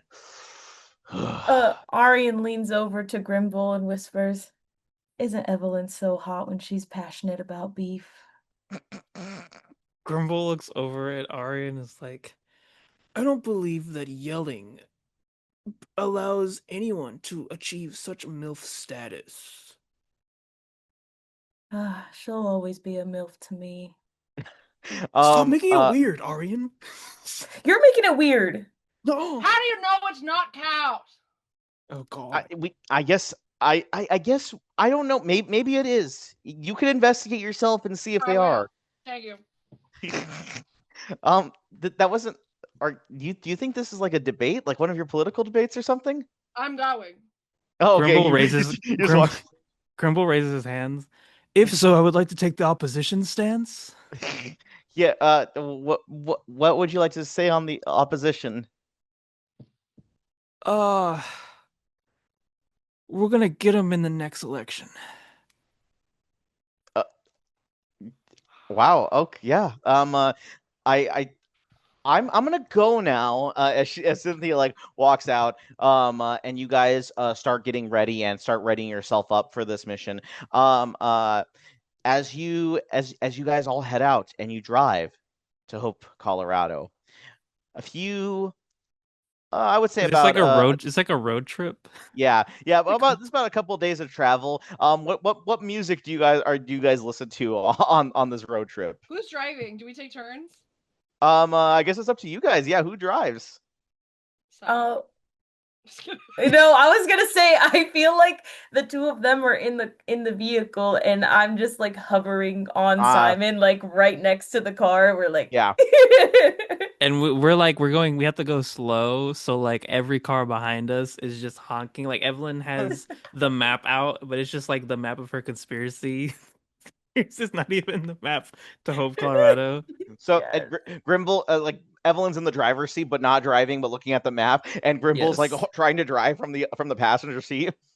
Um, a few accidents later, and you guys finally arrive in the town of Hope, Colorado.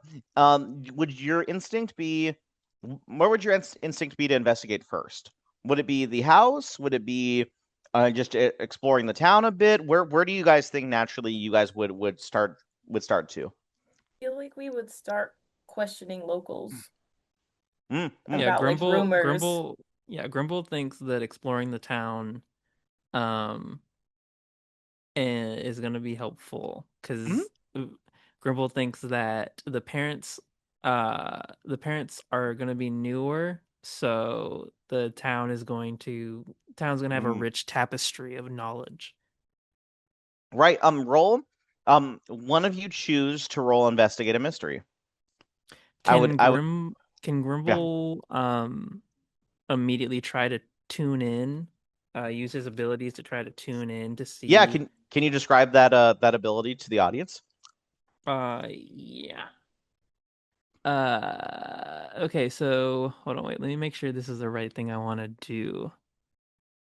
Um, ooh, actually, can I use, I'm gonna switch and ask to use the sight, which means that I can see the invisible, especially spirits and magical influences. You may communicate with, maybe even make deals with the spirits you see, and they give you more opportunities to spot clues when you investigate a mystery. Wonderful. Yeah.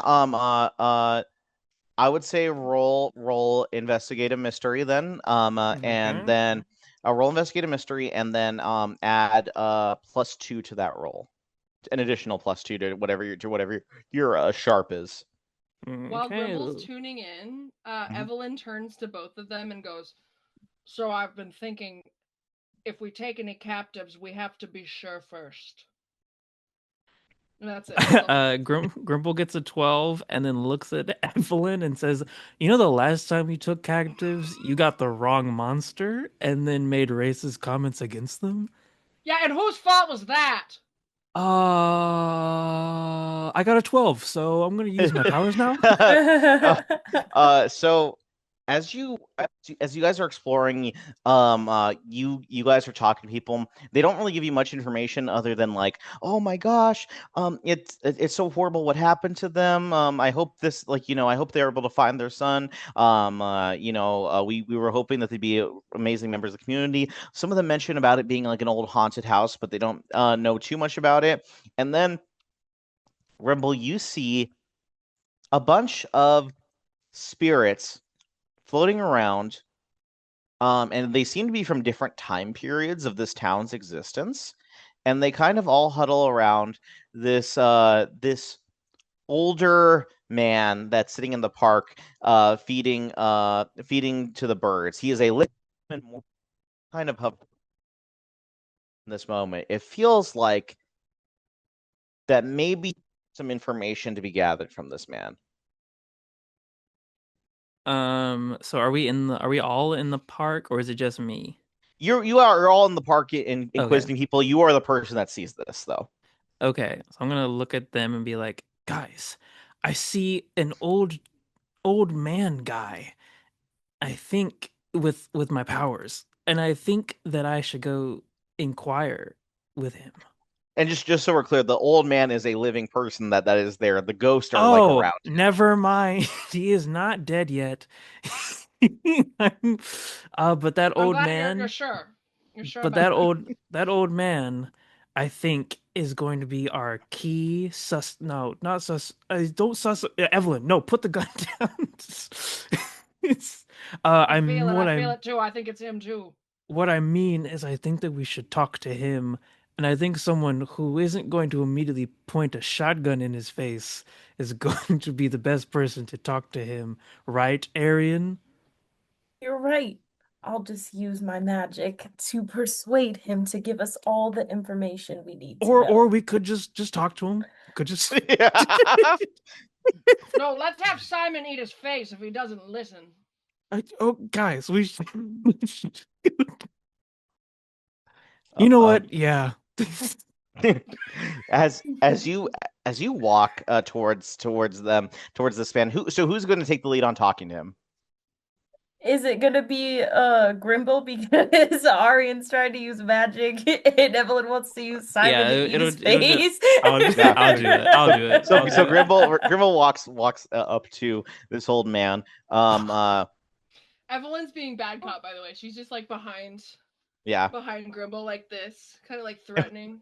What's Ari doing? Arian's sitting there with like a big smile on their face and just like stroking Simon. And Simon's like like breathing so heavily. You look towards as you walk over here, the older man looks. Hello, you must be new in town. As he's like feeding the pigeons right next to him. How you young people fill me with so much hope. Yeah, cut the crap, Gramps. Look. Look, let's just say that I have some pretty wicked skills, and I see that there's a lot of like aura around you, and I feel like you know a lot more about the Sappington Manor business than anybody else. So spill the beans. Me and my family's lived in this town for generations. We've been here for such a long time. I'm just a descendant of one of them. So many people of my family lived to die. My name's Michael. You know, if you feel and see things around me, it's probably my ancestors guiding me, as they always have, guiding me to do good deeds in this town, like so. And he starts feeding the birds. What's your last name, Gramps? Oh, Bennington of the Bennington family. I'm the last living descendant of the Bennington family. But you were talking so no about Riz, all aura. Got it.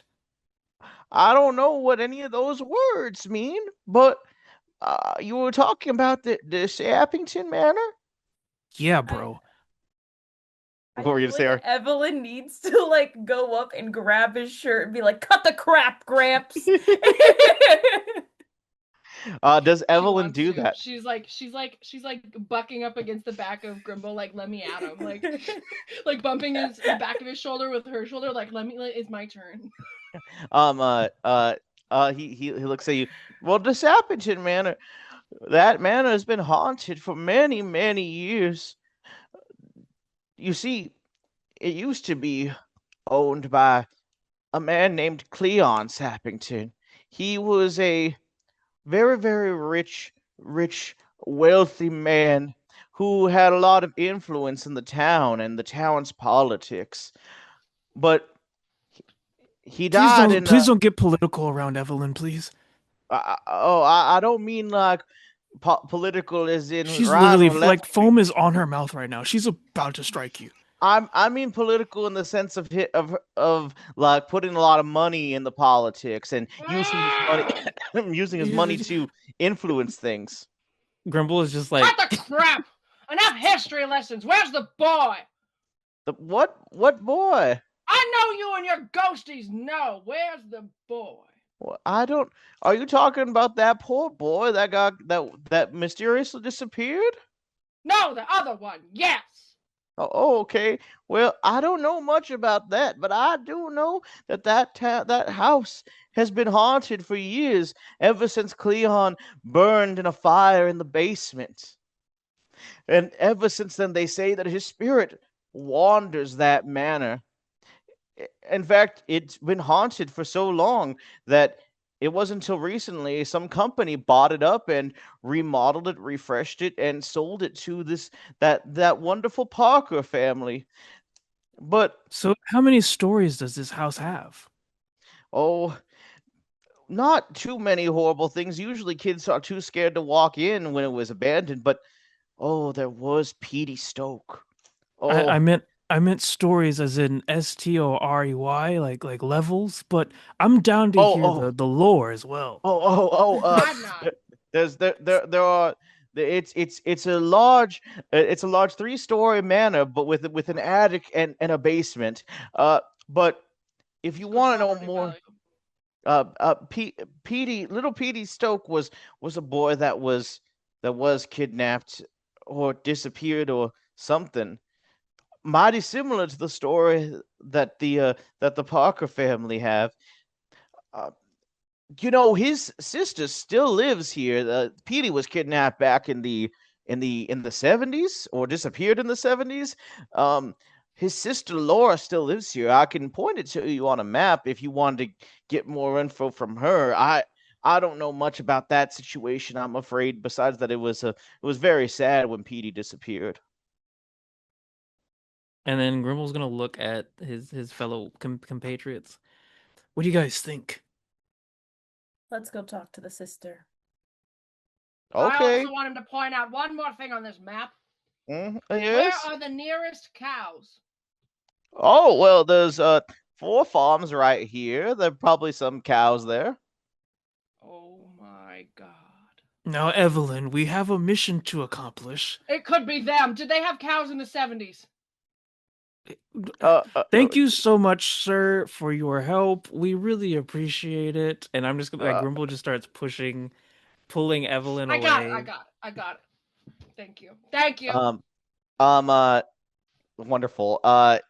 So you guys start heading. So are you guys all going to speak to Laura, or are you guys going to split off at all?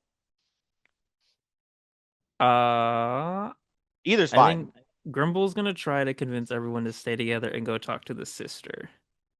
Gotcha. How do the other two players feel? Well, I suggested going to see the sister, so I'm Yeah. on board to go see her.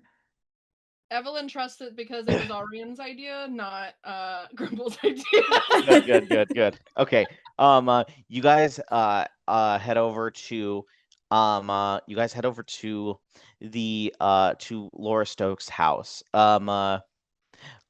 It is not a house. It is a trailer in a trailer park. And when you walk up, who goes to knock on the door? I feel like it would be Evelyn. Yeah, I do too. It's clearly All right, stop it. Stop knocking so loud. Okay. She opens the door. Listen, what kind of jackasses are you? Shut your The mouth. ones- I have questions. The ones It's that are a going to save the Simon, not a world. jackass. Oh, there's a Gosh dang it. literal ass Hey! here. Okay. All right.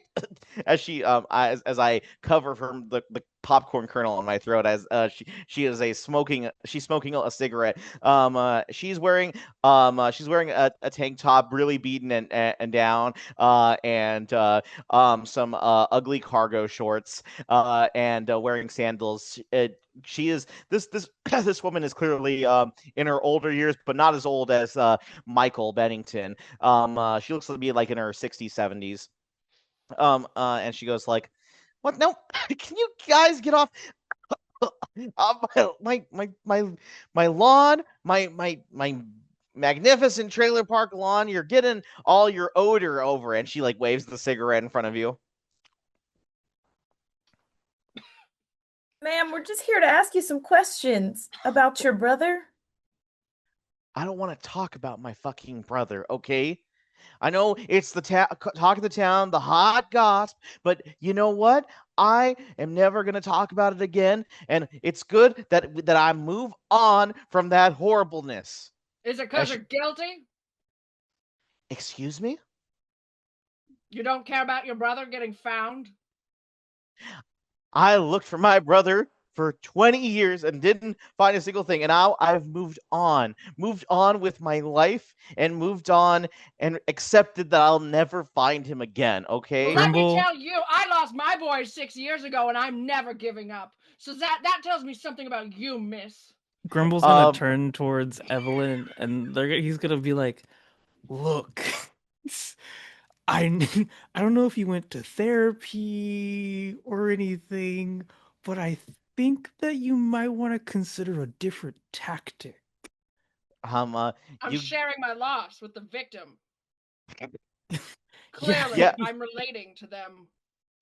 You're also victim shaming them at the same time. Really, I feel like you as the adult of this party, I feel like you should set a better example, you know? Are you on crack? Okay. Aria, it's your turn. Your turn. Grimble, you get a text that says, "Wow, these guys never listen to you, do they? Maybe it's time that you should start asserting your authority, or maybe even just tamper with their effectiveness so you look like the best hunter."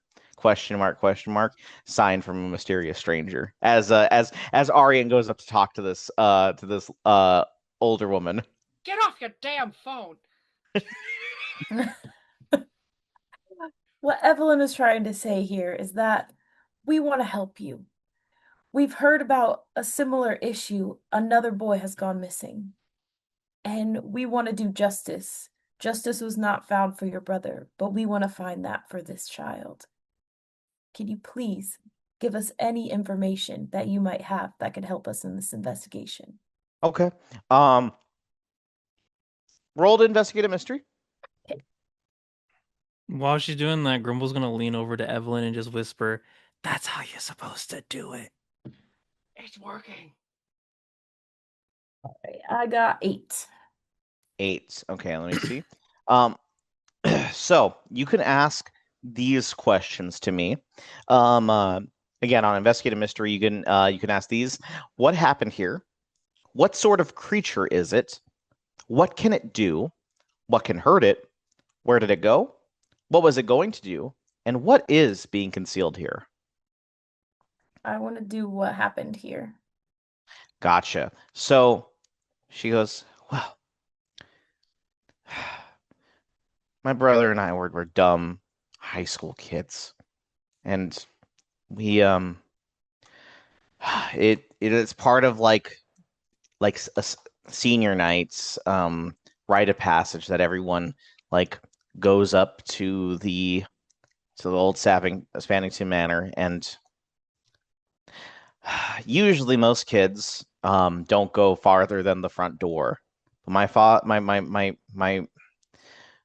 brother, he had a bone to pick with some other popular guy, and he wanted to prove himself, prove he was braver than all the other kids, and he went into the manor more than just a couple of steps. He walked inside the house, and I heard him scream a few minutes later, and I ran in and I saw him. He turned around and his eyes had this dark purple glow to them.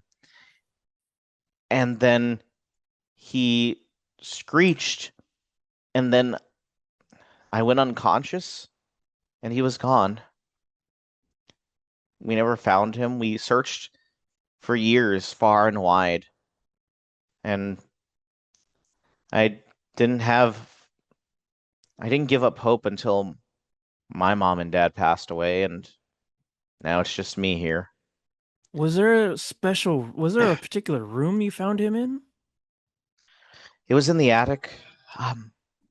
It's where when I dream and have nightmares about this, there's in the window, in the reflection of the window, it's an image of an older man that I see in that reflection looking at me. Maybe that's connected in some way. Why'd you want to know about this anyway? We told you. We're here to help. There's been another boy missing. I'm sure you've heard about it with the gossip of this small town. Yeah. That's why we're here. Oh, I was gonna say, can I give you a hug? She awkwardly accepts it. She goes, Just like a side hug. okay. I mean, thanks. But I'm gonna go inside. I hope Wait, you find. Yeah, does the name Michael Bennington mean anything to you? Michael, but that old man, yeah, he's been here for generations. What about him? That old man that you saw in the reflection. Did they look similar? Oh no, that this when I say old, I don't mean like old. I mean like just someone who's not very young anymore. He had gray Oh, patches. so old. All right. I don't understand. Was he accepting Social Security or not? No. I mean, he was not at Social Security age yet. Like, was he hot or? Silver Fox here? I guess Silver or- Fox. Silver Fox. It's a bit early if he's not getting retirement. Interesting. Well, your story's different than mine, so I'm sorry, but we're gonna do our best. America's best. My story is different than yours? Well, you see, my sons were taken by the Chick-fil-A cows, but you haven't seen any cows, have you? She closes the door. Guys, I think we're dealing with a Sean Connery, an older Silver Fox man kidnapping children. This has got Sean Connery written all over it. Oh my God, the James Bond man? Yes. Oh my God. I don't see any facts to dispute it yet. Where did the hunters go next? There are a few options you can do. You can either go to the family at this point. You guys could go to either a library or a news agency, see if you can get any more information about the manor or any other histories that might have happened throughout the long history of this town. Grimble would like to suggest interrupting mid-recording of the local news. Grimble wants to go to the news station and interrupt the broadcast. So it just goes here at Hope Channel 4 News, we have a story for you today. Kid mysteriously kidnapped. Such horrible things that happened to this new Parker family, and we hope that they're able to find their poor little Jeff. In other news, the quotes in other news, the Happy the Pigs turned 20 years old today. What a nice long life for this pig. And as this happens, like Grimble just kind of walks into the frame of the journalist. Is Arian and Evelyn nearby, or Simon Evelyn just is with restraining the producer. Oh yes, Evelyn is as the arms back. Arian, what are you doing in this situation? Well, Grimble was gonna say something about Simon, so I want to know what Simon's doing. What's Simon doing? I was thinking that like Simon just bursts in and starts just grabbing. Oh my God! Like can't control it, just like hitting everything. The news broadcast like cuts. The news broadcast cuts to like all the TV colors and saying like this broadcast been interrupted as everything's going on in here. The producer's going like, what on earth is happening here? Get out of here! We're gonna call security. This isn't how I planned. I'm so sorry. We thought that we could find some more information considering that you guys are the local news. Oh my God! Is so the news anchors Ted Tennington is looking at you. Listen, if you wanted information on things, you could have just walked to the front room. I mean, what did you need info for? Well, we're trying to find the young Jeff Parker, as you guys just mentioned. Well, okay, there you could have talked to the police, you could have talked to the law enforcement, you could have, just watched our broadcast. I don't understand why any of those choices came in before you bumbled in and interrupted our news program. What are you hiding? Oh God! I'm not hiding anything. As he tries to get out of your grasp, I want you to I want you to roll read a bad situation, Arian. Okay. Yeah. Uh-oh. Okay, got 6. Okay. On a 6, I think you add sharp to that, just so you know. Where is So sharp? 7. Act under pressure, manipulate, kick some ass. Read a bad situation. You got a 7? Yes. Gotcha. So you see everyone here, and you notice that if you don't figure out a situation quick, you guys might get arrested before you ever solve this mystery. So something needs to happen to calm everyone down. Okay. You feel something activate in you, as if there's some divine ability ready to be let loose. There's something deep within me. I imagine that like Arian just starts like transforming into like this third eye, like grown, like just starts like growing into a large and like it's like galaxy stars and things flying around the room, and it's just like kind of like in Aladdin. The genie is like Yeah, absolutely. He's making it worse. Both the anchors are screaming. You look at what do you say in this moment, Arian? You will listen to us and give us the information we need, or you shall not leave. You can see Grimble face. Roll manipulate, Arian. Okay. Can Grimble assist with Yes, his? you can roll to help out. That will be so manipulate. I believe you add charm, and then to help out, to help someone. Where is it? Help out. You add cool. Okay. And how many times do I roll? You just roll 2d6s. Okay. Cece, what'd you Okay. get? I got 2. Okay, good, because I got a 12. I got 2 6s, and that's a 13. Did you add charm, Arian? That's 13. Yeah, mine's -1. Oh, so it's 2. You said you got a 12, JCAT? I got a 13 technically. Okay, cool. 13. So on a 13, you get, let me see. On a 13, you get help out. You can add +1 to their roll. So now you rolled a 5, and on to manipulate someone, you,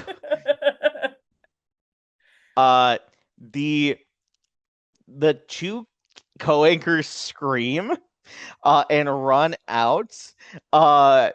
The producer is able to break free of Evelyn's grasp. Wait, no, I didn't get to roll.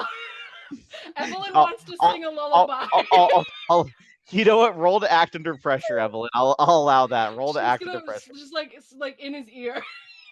Evelyn, roll to act under pressure. Sleepy, yes you are. Sleepy. Okay, what am I rolling? Act under pressure. Act under pressure. You can do act under pressure or manipulate someone. So it's either going to be plus cool or plus charm. Okay. Can Grimble, while she's doing that, try to use his telepathy on the anchors who escaped, like on who escaped? Uh, I'll let If you. not, if not, that's I'll let, fine. I'll let you roll to use magic. And add plus weird, but that would be it. That's a 7. 7. Let's say act under pressure. Sleep, sleep, sleep, you big Did, did, man. did you wait? Did you choose act under pressure? Or did you choose manipulate? I did with charm, so Gotcha. So you had a 7. I got 7. He says, I'll tell you whatever you need me to do. Just please leave after I tell you. Yes. So um uh so he looks he so basically goes I release so you. he gives you the information on this town, and for the sake of brevity, he what you know. What information are you guys hoping to find in this from this news agency? Maybe a source, like any sources they've gotten that they weren't allowed to explain to the public, but maybe they can give it to us. Yes. I don't know. That's I'm just So throwing it out. yeah, I would say which one of you guys Good answer. roll. Good answer. You know, yeah, I don't think you need to roll to investigate a mystery because they would have some resources. So, the producer is able to tell you a few things that, besides that incident with PD Stoke, there was also a few incidents is in the town's early founding in the early 1800s, not early, the late 1800s, and there have been a total of 10 kids that have disappeared from this place. It was around the eighth time when the house was officially condemned to never be used again, and it got haunted status for years and years until PD Stoke until PD Stoke ran in there, and then the 10th person was little Jeff Parker. One of the witnesses that they were able to describe back when this was not um uh, a commercial broadcast news agency, but a gazette, if you will, described seeing there's something about a spirit. It's really hard to tell. It's older English, but it described something along the lines of this spirit that was chasing one of that was going to take one of their kids, and they had a unique silver locket that they were going to offer to the ghost in exchange to the spirit or whatever it was taking, but and in that instant the spirit disappeared. So I'm gonna look at everyone and I'm gonna be like, guys, I think I know where we need to go next. I'm not gonna say it out loud so that you can't tell the cops where we went. Once you get there, who decides to knock on the door of this house? Grimble goes, not it. Evelyn just kicks the door in. So what I was gonna narrate you hear grieving as you walk to the door or crying. You burst in and looking into the living room of this manor. You see you see Dawn holding on to Barbara as she's crying, and they now immediately stand up and go, "Whoa, what?" Giggity, giggity, giggity. I'm sorry. So For did your no one loss. see the ghost? Did no one see the It's a ghost? ghost in my house. Not again. Oh, The paranormal is coming. The spirit has left. The spirit has left. Oh no. Anyway, The buckshot just everywhere. Sorry. Continue. We end. So yeah, they go like, "What is happening?" I'm sorry for your loss. They are just kind of astounded and shocked. All right, thank you, but you need to leave. You can't just kick our door down. Shh. Listen to her. Arian just presses Evelyn back as I am the mediator. Okay. What, my dear, sweet, beautiful, stunning, long-legged, Stop making gorgeous it weird. hair. Colleague, meant to do was tell you that we are here to help. We've heard your story. We know your son is missing. And we're here to find Jeff. We're here to save Jeff. So we need your information, any information that you could provide us so that we can help bring your son back. Grimble wants to immediately use his powers to hold on, let me make sure. Is it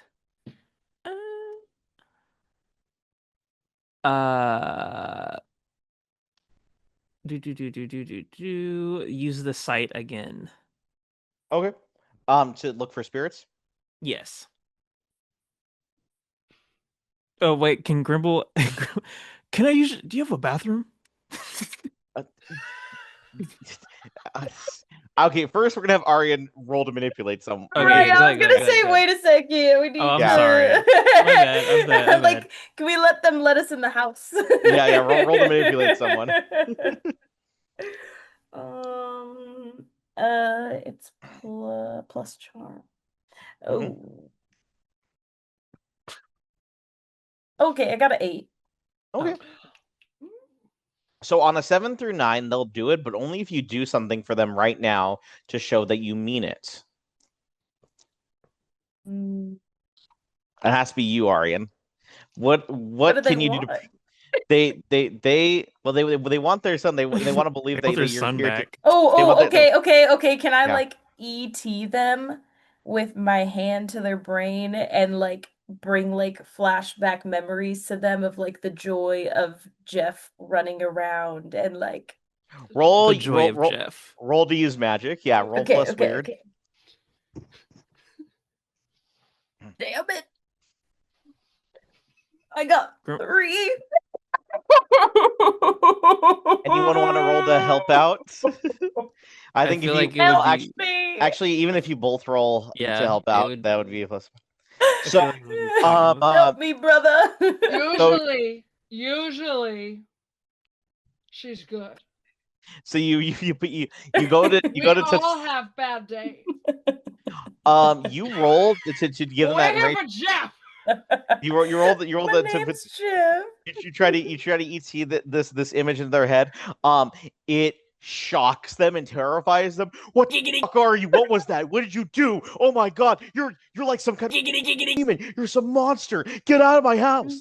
Get out of my house. Like he goes to like grab like a chair as a weapon, and as he goes to swing it, it flies out of his hand and just and hits the wall.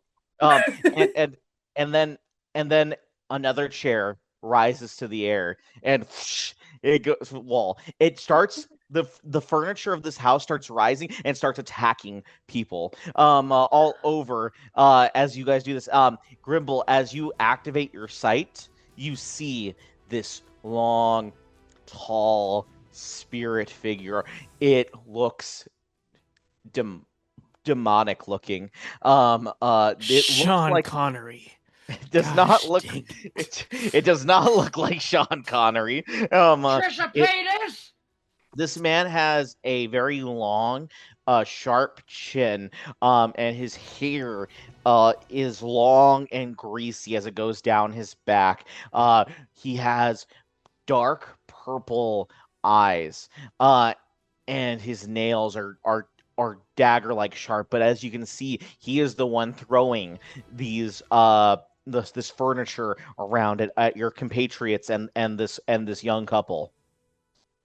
Grumble's gonna turn to his group and be like, guys, there's a non-Sean Connery spirit who's throwing these things. Prepare yourself. You cannot see it, Evelyn. You cannot see the spirit. Oh, it's only Grimble that can see the spirits. Well, that's what she would have done. I think Aryan wants to draw their weapon to try and like capture. Like, can I like whip? So okay, in this split second, I'll have you roll to act under pressure, Aryan. Okay. And then as Aryan goes to do this, the couch slams into Barbara Parker, and pushes her against the wall, and it's starting to crush her. Don is trying to pull the couch away from Barbara, but it doesn't seem like he's having any success. Can Grimble look at Simon and say fetch? Fetch the what is he what do you want him to fetch? The Barbara you said the couch? Yes, the couch. Yeah. Can you suggest fetching the couch to Simon? Yeah, you know what? Okay, so I want him to eat the couch. Evelyn, I'm gonna have you, Evelyn, I'm gonna have you roll for Simon. Evelyn, you're gonna roll. Again, it's 2d6, and you're gonna add +2 to the roll. That wasn't a real roll. Sorry. She's kind of fell out. Side note, I got an 8 for acting under pressure. Gotcha. Okay. What were we adding for Simon? What was his modifier? Cool. +2. Okay, so he has 6. Okay, so he failed. Okay, so I'm gonna give you, so on a 7 through 9, the keeper is gonna give you a worse outcome, a hard choice, or a price to pay. All right, Arian. As this thing wraps around the spirit, you guys are now able to see like it's not as good of an image that Grimble can see, but you guys can kind of see the outline of the spirit now. And Arian, the price to pay from this is the spirit being wrapped in. He looks towards you, and you are pulled. Your whip pulls you up to the highest floor, all the way into the attic. As the attic's door slams closed, you're gonna take 4 harm. In that instance, as you are hit against the wall. I feel like we need like a death bell sound, like first harm of the game. Right. The Simon got a 6 with +2. Simon goes to pull that pull that away, and he's gonna completely fail as that happens. He goes to pull it with his teeth, the couch, and the couch fights back, slamming into Simon, knocking him completely unconscious as it hits his stomach fully onto the ground. Now the couch is looking at you, Evelyn. Oh, hell no. Hell no. Hell no. The couch goes to basically lift itself up and wraps around to try and crush you, Evelyn. At the same time, Grimble, 2 chairs are trying to slam into you at the same time. What do you guys do? I feel like because stick with me here. This logic makes sense in my brain. So Yes. Grimble, IKEA is in his veins. This is furniture we're dealing with. So Grimble knows how to deal with furniture. He's taken them apart. So what I would like to propose is that all the furniture in the house, Grimble knows how to quickly disable the furniture. I'll allow you to roll act under pressure for this. Okay. And I'll roll act under pressure. And Evelyn. Oh, I wasn't sure if you had stated it that I had already been wrapped or if I had an option, because it's about to wrap around you. If the couch went high, then Evelyn would slide. Like she would try to slide under in her little platform heels. Yeah, roll for what am I? This is gonna be another act under pressure. What's the multiplier for act under pressure? Cool for both of you. Oh, I got a +1. Excellent. Okay, Yes, I have a 9. I'll take it. 1. Okay. It bounced up on the keyboard. Do I get a reroll? Yeah, you can reroll. Yeah. I got a 9 because I got to add 1. Gotcha. Fight the couch. Let's go. 6! Okay, wait, plus, what was my first one? I think it was a 1. So it was a 7 plus 1 is 8. 8. So this'll so you attempt to you should attempt to duck under it. To like slide, yeah, like a Slide. home As plate. as you slide into it, you slide through. You slide all the way into the kitchen where the fridge is open and traps you in it on a mixed success. That is what happens. And on it for Grimble, as these chairs go to you, you are automatically pull out screwdrivers, tools, and start disassembling them as they go under and around you. And the furniture is completely disabled. Unfortunately, as you undo that last screw on the couch to completely have it fall apart, the chandelier falls on you, and you take 2 harm. I like how an entire chandelier falls on me, but like Arian just goes upstairs and gets 4. Listen. The ghosts are more damaging. Mm-hmm. I Okay. didn't hear that Evelyn got any damage from being sucked into the fridge. You didn't. Is that correct? You did not. Yet. Okay, so Evelyn is stuck in the fridge, Grimble. You see her trying to get out. The fridge is like bouncing. What are you gonna do in this situation? So Grimble wants to tune in to see if he can reason with this being, because if anyone who can use furniture like he can surely has a reasonable bone in his body, even though he's corporeal. So this spirit went into the attic with Arian. Like he pulled the up there with him, so, yeah. Okay, that I did not know. Okay, well, I'm dumb.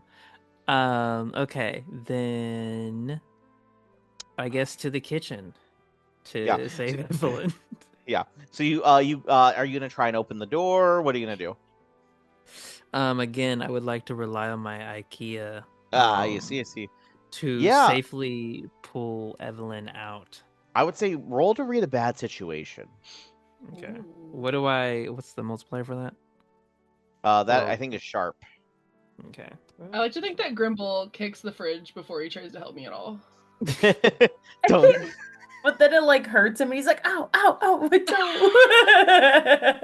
Okay, I got a 6. Ooh. You got a 6. Okay, you will. So even with the sharp, huh? So you do not get any information from that. Unfortunately. So the fridge throws up. So now roll to act under pressure. Okay.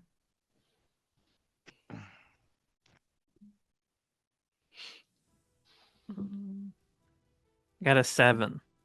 Okay. On a 7, you are able to open the fridge. Wait. So what's the multiplier for that? Oh, cool. I got 8. Okay. On that, you are able to open it up, and giving Evelyn just enough time to get out. And then, unfortunately, your tool that you're using to disassemble cracks and breaks.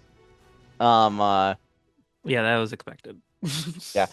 As you two are kind of like reuniting with someone, and then you see in the kitchen knives and utensils and everything are pulled out of the cupboard, and they go straight for the husband and wife.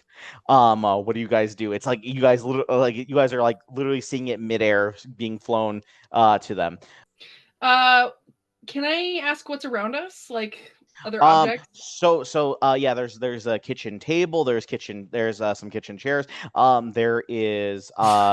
There's like some foods and vegetables like bread and bananas like laying on the kitchen. There aren't so many items because they just moved into the house and they're still unpacking everything. Grimble's gonna look at the kitchen table and shout, that's a Cormanzer 97 Model J. It has a thickness of a rhinoceros, and he wants to pick it up and run to like Shield jump the in family. front.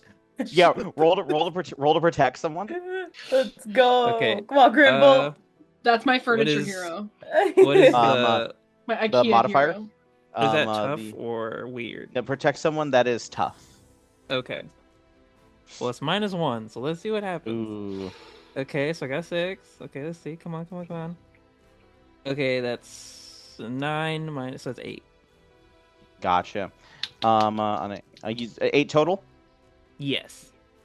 Gotcha. You are able to stop them, but because you had a mixed success, you'll get all the harm that they were going to get.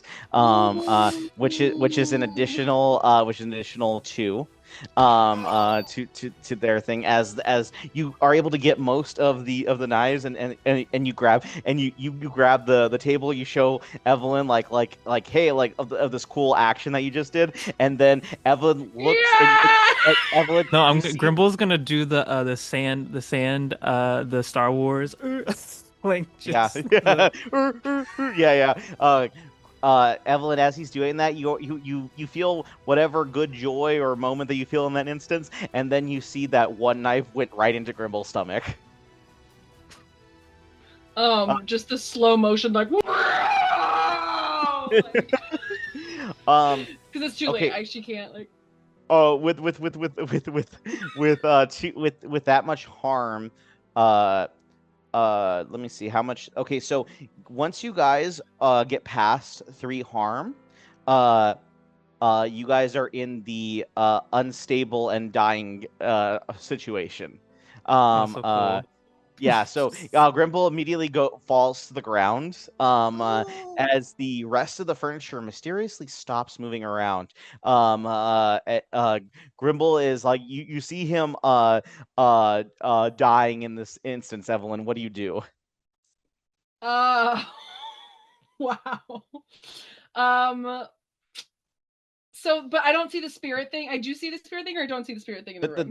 The spirit went up to the attic when he pulled Okay, Ari spirit's in the attic. into the upstairs.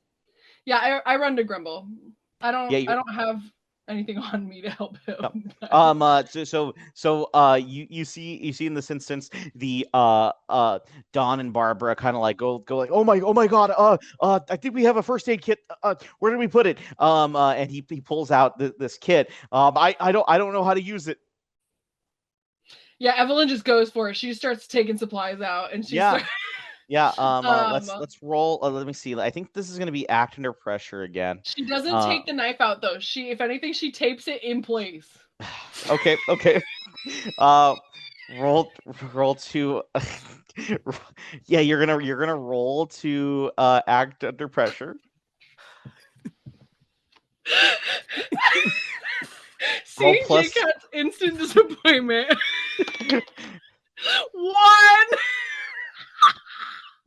Yep. 4. And then what was act under pressure is Cool. Yeah, okay, so +1. So you got a I 6? have 6. Yeah. Okay. Sick. I put the sick and sick. JCat, you get 2 more harm. As how much harm are you away from dying completely? I'm You're one. I'm 1 away. Oh my god. No! Okay. Grimble! Can I sing another lullaby? Do I have like I have a like question. any Yes, Arian. Can I like use my special powers, or am I just like not involved in this at all? Is this a specific ability you're trying to use? Yeah, I mean, I'll try to do back-to-back abilities. What are these abilities that you're trying? Let me know and I can give you an idea if you can use them at this point. Okay, I like that so Grimble's screams probably also alerted you what was going on Yeah. downstairs as I taped Yeah. the knife in Yes. place. He's like, oh no! No! so I have angel wings that says I can instantly go anywhere I visited before, and obviously I visited the downstairs before. Mm. So I could go there, and it says or to a person you know well, so I could just teleport that's- to so- Arian. So while all this is happening, we cut to the attic. Yes. We cut to the attic as so. What we're seeing, like, and why you got that for harm. The spirit is in the attic and is just thrashing you about the attic. How dare you enter my abode? And you're being beaten. You're just getting the shit beaten out of you. And as you're trying to hold on to your whip and not let it go, you suddenly feel and because of your divine connection to Grimble, you feel in this moment that his soul is leaving his body, and you immediately activate your ability, and you appear right beside Grimble as you see Evelyn. What is does Evelyn look terrified as she's failing at this? Yes, but she's not. She will never admit that she's terrified. You're supposed to leave it in. You're supposed to take it out. You're supposed to leave it in. If you take it out and die. You see Evelyn taping with Goss and everything, the knife inside Grimble's body. No, stop! Let me lay my hands on him. Okay, and that's my next ability. Stop Okay, so making it weird. Can you You're making it weird. Let me put my hands on you. Wait, repeat your lay on hands ability for the audience. Your touch can heal injury and disease. When you lay your hands on someone hurt, roll plus cool. Okay. Roll plus cool. Grimble, I'm so sorry. Does Grimble have just- any? I got a 9. 9. Okay. Does Grimble have anything because he's half of a different race or anything? I don't. It's kind of up to your discretion, I think. But I do not believe you have anything on you that will just heal you in this instance. Oh, you said you got a 9. So what is how much are you able to heal people for? Does it say? Arian? Oh, it says on a 7 to 9, you can heal the harm or illness as on a 10 plus, but you take it into yourself. Gotcha. And what do you get on a 10 plus? On a 10 plus, heal 2 harm or an illness plus they're stabilized. You heal 2 harm, but you also inflict that harm into your own body. So you are now at 6 harm as you kind of start going unstable here in this moment. You see you guys are both in pain, so you're 2 harm down. I'll allow for one more roll from Evelyn to act under pressure. Her mom abilities to kick in. Yeah. Arian and Grimble, I'll allow you to roll to help out now that you're more stable and more conscious in this moment. So roll to help out, which I think is still cool. Do you just want 1 or 2 die? All these are 2 dice, just so you guys know. Okay, I didn't know if this was just a bonus.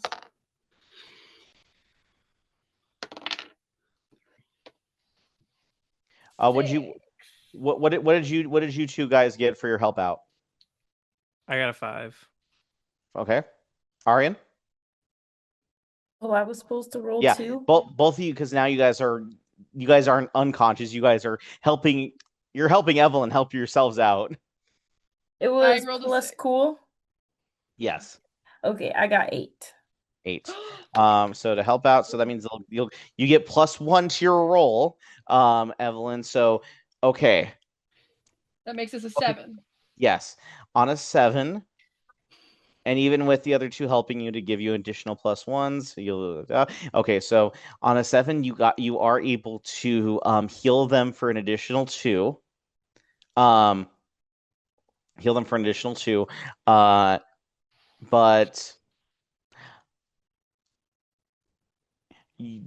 Arian and Grimble, whatever items you guys are not going to be able to run for until everything has been completely healed, which will be like a couple days.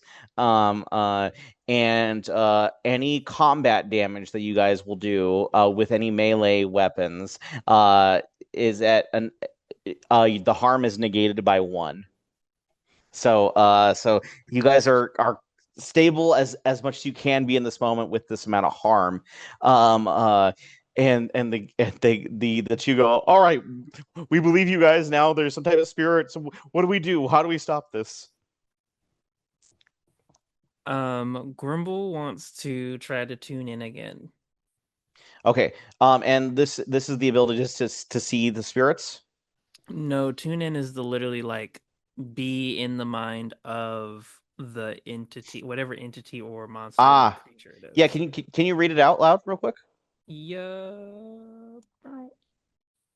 Tune in. You can attune your mind to a monster or minion. Roll plus weird. And I can ask the questions: Where is the creature right now? What is it Ah, planning to do right now? Who is it going to attack next? Who does it regard as its the biggest threat? And how can I attract its attention? yeah. Roll plus weird. Okay, what's my weird? Yeah, okay. Do, do, do. I got a 9 total because I have So 2 that weird. means you you only get one question, correct? Um, on a 7 and 9. Yes, I get one. Okay. Which of those questions do you want to ask? You know it's in the attic. Yep. You know it's a spirit. You know Yep. it's using furniture currently to attack you. Okay. You know silver can harm it, and you know the only way to remove a spirit is to stop its unfinished business, or to allow it to do its unfinished business, or to burn its bones if it still has any, or burn an item that's connected to. So that's what information you already know. What questions do you want to ask based on that information? Can I try to figure out what its unfinished mission is? Is that in anywhere in your questions? Like, Um, can that be a plausible use of one of your questions? so I either want to say that I'm trying to tack it on to what is it planning to do right now? Because I'm assuming if it's Mm, planning to do something, because you said the furniture has stopped attacking. So I'm assuming its yeah, plan is to carry out whatever mission it is. So I kind of want to try to piggyback off of that. yeah.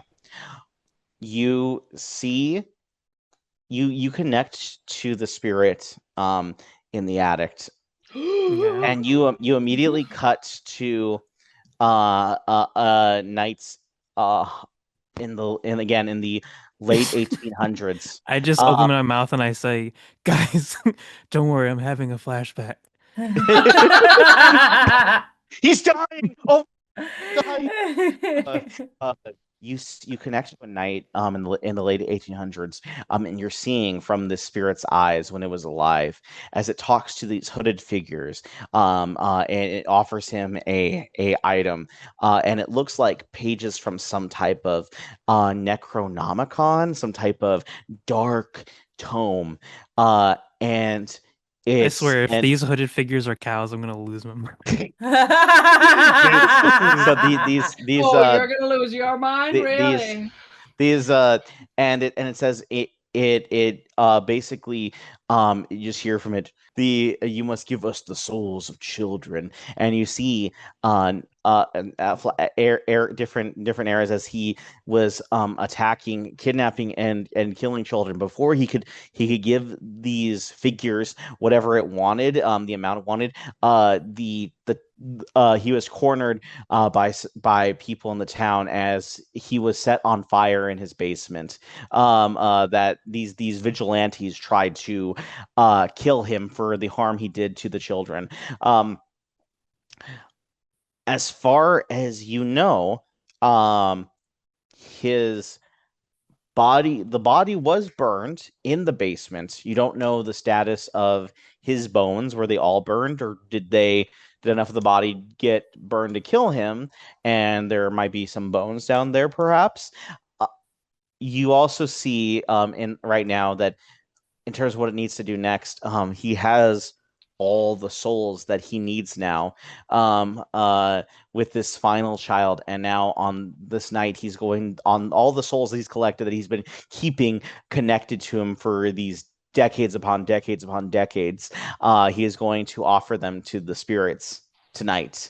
And that is when they will lose their little Jeff forever. Bum bum bum.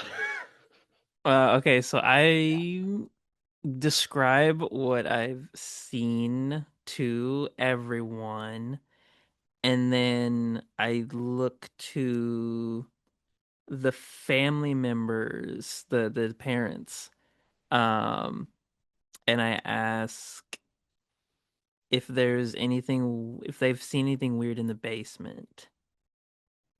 I mean, it was pretty empty. Let me show you. And he opens the door to the basement. You see that it's been completely. You don't even see any traces of whatever fire there was here. Obviously, like the home remodels did something really, really well. Roll to read a bad situation or investigate a mystery. Any of you guys can. Who has the best um whatever additions for that? There'll be a sharp, I think, for both. Yeah, who has the best sharp? I have +1 for sharp. Okay. Roll that thing. I got 11. 11. Okay. Good answer. Good answer. Hey.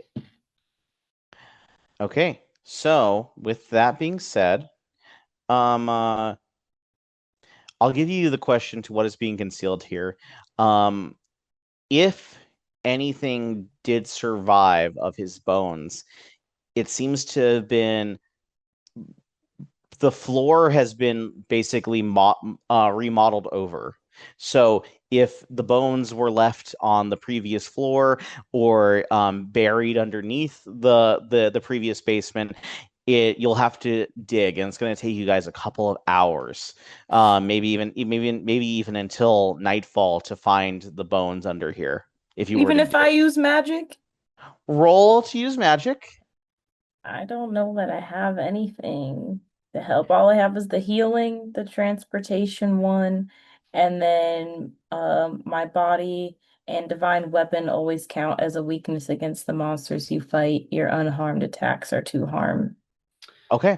So you guys, I think the best thing would be to if you guys do wait those couple of hours, it doesn't seem like the spirit is choosing to act on you guys at this moment. It seems to have kept itself in the attic. Perhaps it's preparing itself for its ritual. What I would say is if you guys did wait a couple of hours, you guys would be at least down to 3 harm. If you guys did wait a couple of hours, especially if Evelyn chose to start digging while you guys rested up and healed. Okay. My other question for Arian is can she sense any of the spirit's items? Because if it's not bones, we could try to do a personal item. I don't think she would be able to No? Okay. sense that. I would be the only one I think who can do that. Yeah, I think. Oh. Do you have is any abilities outside of the The sight, sight. allows me to see hidden objects and things like Mm. that. Here Um, we go. I could pinpoint it. Basically with that you do see exactly Grimble where it's buried with your sight, these bones, and now you know exactly where it is. So it'll still take a few hours, but it would be before nightfall that you would discover the bones. Oh my God. 3.5 hours later. My suit is completely filthy, but you know what? It was worth it. I found a femur. Yes. You guys dig and dig and dig as it gets close to as sunset, but it has not night fallen yet.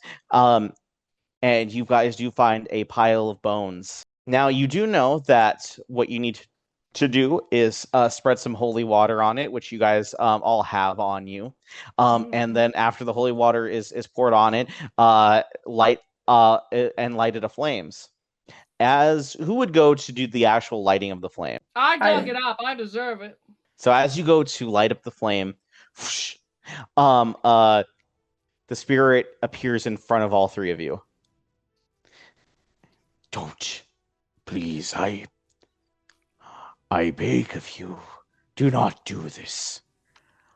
I need to finish the ritual tonight, and then I can return from this hell that I've been in. Grimble goes, what do you mean return? Between the spaces, the entities have given me leave to not be sent straight to hell. But I do not wish to be this. I wish to rule this town. And if you avoid doing this, allow me to continue with the ritual, I can give you whatever your heart desires. Even my job back at IKEA? Even your job. That's what you want. You want your job. Sure. I'll give you your job back Wait, at. do you know about the Chick-fil-A cow mafia? I know all about the Chick-fil-A cow Prove it! mafia. Prove it! No! You're too late! You're too late! Evelyn, you see, She pulls the holy water. You got 1 second. He basically uses his powers to connect with you. It connects that moment, that night that he was offered this dark magic tome, and the shrouds are pulled back. So, are you ready to do this? Are you ready to do this, Cleon? Or shall we move somewhere else? As you see these 3 cows in this vision.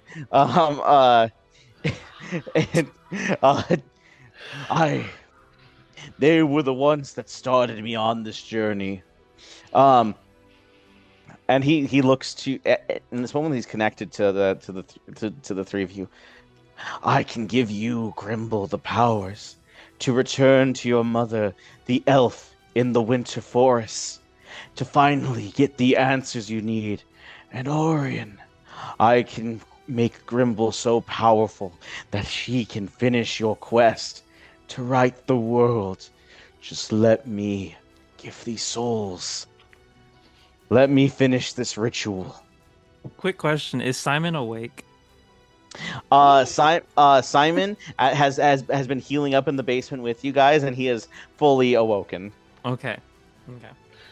I'm like frozen like this. Like I think the aura, like when it started talking like that, I like got frozen. Yeah. And I'm like, Arian, help. No, I feel like Arian was like the one to like step in front of Evelyn, like stand back, like I'll protect you. And now at this point, Arian's just like wrapped around Evelyn's leg. Perfect.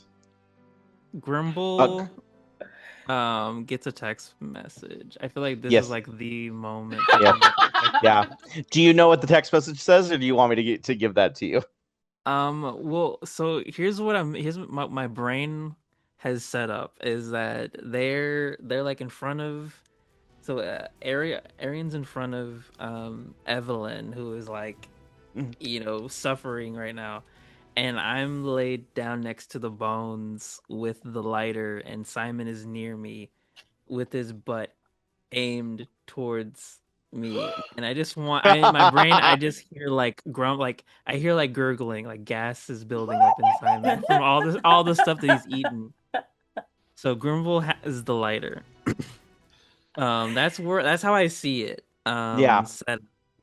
So I don't know what the text message says though. So if you want to make this interesting, I think we can make this you get this text from a mysterious stranger that goes, Giggity. This asshole. Giggity. This town. Giggity. This situation. And Giggity. your mom. and as you in this moment you're just filled with this anger, this rage, like everyone else that's not me, and you light this as a fart erupts and lights this whole thing aflame. No Evelyn, I need you to roll act under pressure for me. No, you don't. Yes, I do need you. Act under pressure is cool, I think. Mm-hmm. Okay, great. Because that's, I think, the one I had +1. Here we go, guys. This is it. Oh god. Oh no, my microphone. Okay, the first roll is a 3. Mm-hmm. And a 2 plus 1 is a 6. Oh, no. The spirit jumps into Evelyn's body and is completely possessing her. Evelyn, you have to you feel compelled to throw yourself on top of the burning bones to stop the fire from continuing on. As you jump onto it, you take 2 harm. No, you're gonna take 3 harm for this. You take 3 harm. I go berserk. I'd like to pull my berserk. Yes, absolutely. You take 3 harm. As the you guys know that the body the bones are damaged. So in this instance. Right before he jumped into Evelyn's body, his spirit form started lighting a flame. So you know that this was working. And he has taken some harm from this. Evelyn, as Evelyn kind of like rises from the bones, you guys see that the bones have been badly burnt, but they're still intact. What do you guys do in the situation before Evelyn can react? Okay. Cece, what's your abilities again? I can do transport anywhere I've been before. Use my body and divine weapon as weakness against the monsters. Or I can heal. Do you guys have regular weapons? Oh yeah, I have a razor whip. I also have a bottle of holy water in my hand. I was raising it to like threaten him right as they like froze me. You so guys as far know as if I know it's still in my hand. You guys know if you force fed the holy water into Evelyn, you'd be able to increase her odds at kicking this spirit out of her body. Okay, we want to do that. So Grumble is going to try to restrain Evelyn and pull what she did in the I think Aryan should try to sing a lullaby to like. I want to hear it. I want to hear the lullaby. Yeah, what's the lullaby? Yes, Cece, what's the lullaby? What? Okay, what are you gonna say? Oh, roll the act under pressure for doing the lullaby. Okay. No, let her sing before she rolls. Well, yes, but and then sing. Oh, you're right, I guess. Okay, well, is it act under pressure? Mm-hmm. It's cool. Okay, I got 10. Wow. Okay. Wonderful. With the 10, you successfully do that. So Grimble, are you gonna, in this moment of distracting her, are you going to go for it? Yep. Okay, so you go for it. So with that, I'm gonna say you'll have an additional +1 to this act under pressure roll. So whatever modifiers you already have, get another +1 for this roll. I think Arya needs to be like stroking Evelyn's hair as she sings to her. What lullaby are you singing as sing this my strokes? lullaby. It's a +10, so that's gonna be really good. No pressure at all. Everybody quiet.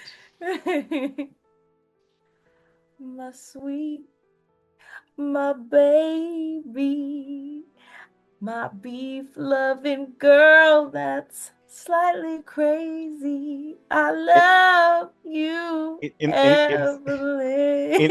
Inside Evelyn, you hear the beer goes, "What the f is happening?" Grimble, what'd you get? I got an 8. All right, with an 8. You are able to like basically grab that thing and pull it down her throat. Unfortunately, Evelyn. Unfortunately, in this moment, the spirit is able to have enough influence to pull out the shotgun and put it right to your stomach as you go to do this. And how much harm does your shotgun do, Evelyn? I believe it was +3. Let me look at my Monster of the Week paper. My shotgun does a 3 harm for close and messy and loud. Yes. Okay, so the you get 3 harm, Grimble, as the shotgun as you get hit with this. But the holy water does get out as the spirit gets pulled out of the body in that second. How much? Because you had only you got down to 3. I had 3 damage. Yeah. Well, Wait, you is didn't this get. to- This is you, Evelyn. This This is is to me. this is to Okay, Grimble. sorry. So, you got healed to 3 damage from resting. So now you're at 6 damage total, Grimble. So as this happens, the spirit comes out. I would say, Evelyn, you have one more chance to light this aflame. I'm gonna have you roll another act under pressure. Come on, God. Evelyn. Oh God. We can do it. We just have to believe. That's a 5 right there. Okay. Okay. We'll You take a 5. That's you better than the last. you need to get a 2. You at least get it. Well, I you have a get a plus 6. 1, right? So. Yeah. You get full. 4. So that's a 10. I got a 10. With Hey. a 10. No. The spirit is completely destroyed. We did it. And so I'm like half melted like the Terminator because I threw my body on the, on the You fire. are horrifically harmed. That's with a vengeance. I pour that holy water and set it aflame. As you guys are recovering from the damage, the wounds, fading into existence is 10 children in this basement. They are all kind of confused, looking around. What? Where am I? Mom, Dad, and like they all like start saying, and the both Danny and Barbara Parker run down and they find their son and they hold him. You see kids from different eras of society, like in the from the late 1800s to the 1910s, 20s, 50s, and when you get to 70s, you figure out who Petey Stoke is. You find Laura's long lost brother. As all this happens, the mom and dad just look at you. Thank you so much. You guys eventually unite Petey with his with Laura as this 60 to 70-year-old woman just looks at her brother still in who is senior prank, so 17 years old, and holding on and hugging him as they cry. The agency takes in the other kids and figures out what exactly they do and how they explain, and the agency will be in charge of kind of figuring out where they can fit in this new world that they're in. As you guys all head back home, what do you think, starting with Aryan, what do you take with you in terms of like anything that your character has learned from this journey, this mission, or feeling more confident or less confident about where and who they are in the world right now? I think that Aryan has learned about the importance of teamwork and relying on others and having faith in others that they can succeed, not judging them based on like the outward appearance of how they look, seeing Grimble's strength through the situation that she didn't believe in him in the beginning, and now she sees the power that he can wield, and now trusts him a little bit more and to help finish her greater mission. Yes. And at this point, Aryan is just madly in love with Evelyn. And, and yes, and I think she just has this like hope and dream that one day, like she can just be Evelyn. It's She's at this point. obsessed. It's at this point you realize Evelyn loves beef.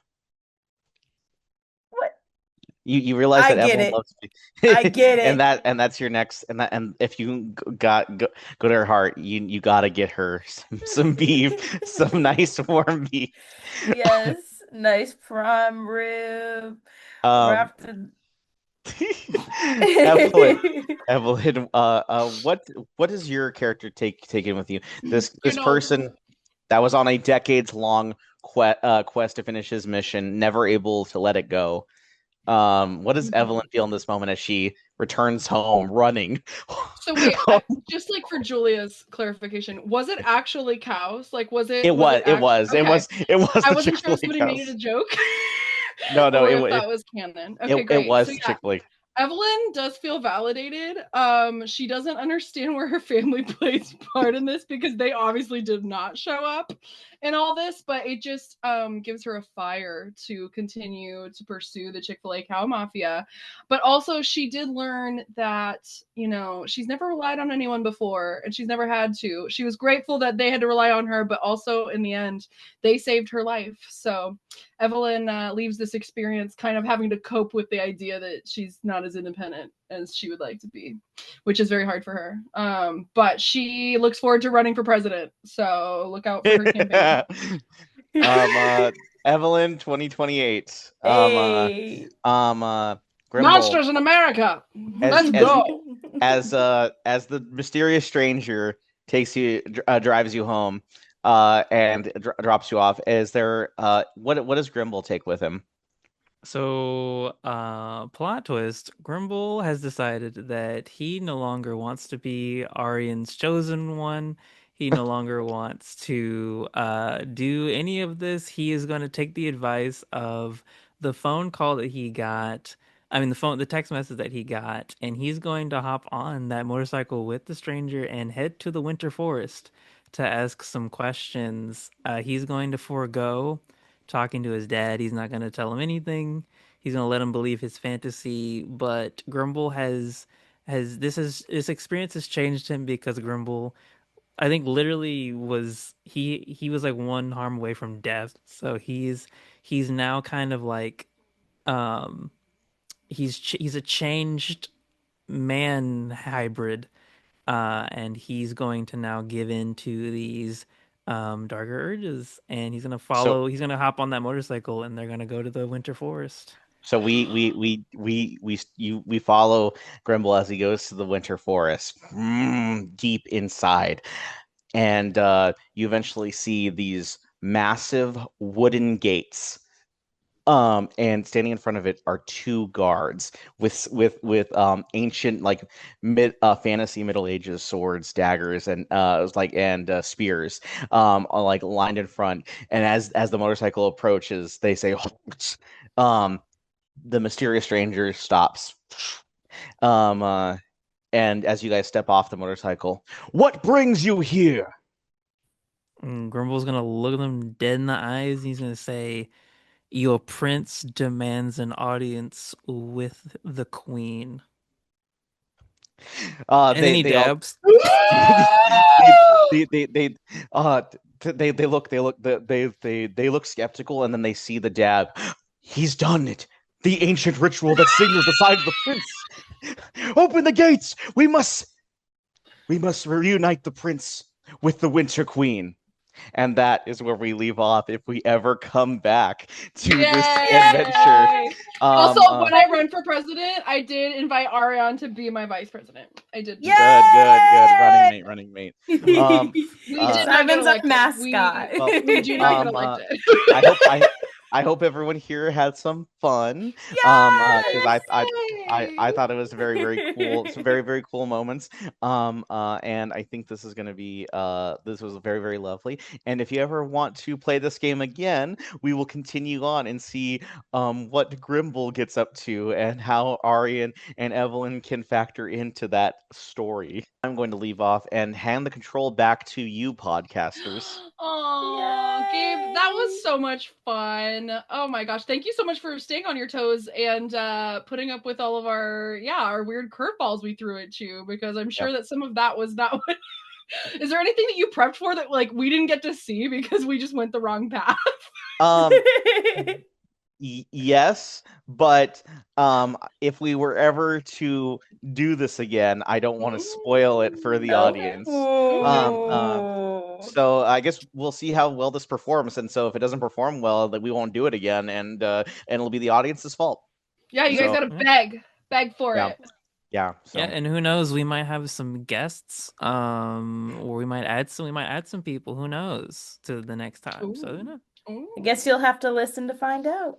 Yeah, I guess you'll have to tune back in for season 3. Can you believe it? Oh my goodness, guys. We just wrapped up season 2.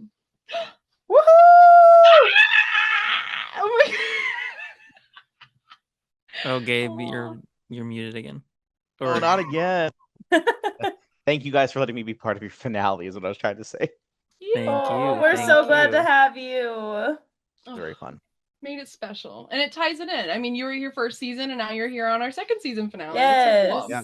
Third season finale? Will I make an appearance? Who knows? Who knows? Tune in next time on the Giddy Gigmeisters podcast. Well, before Wait. We're not gonna leave without our famous last words. Nice try. Okay, now if Evelyn were to have famous last words, Oh.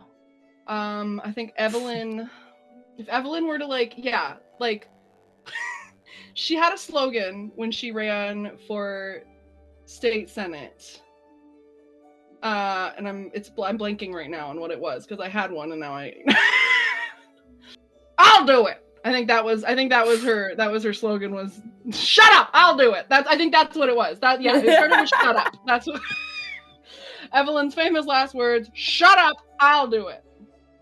I feel like Arian's been on this high horse.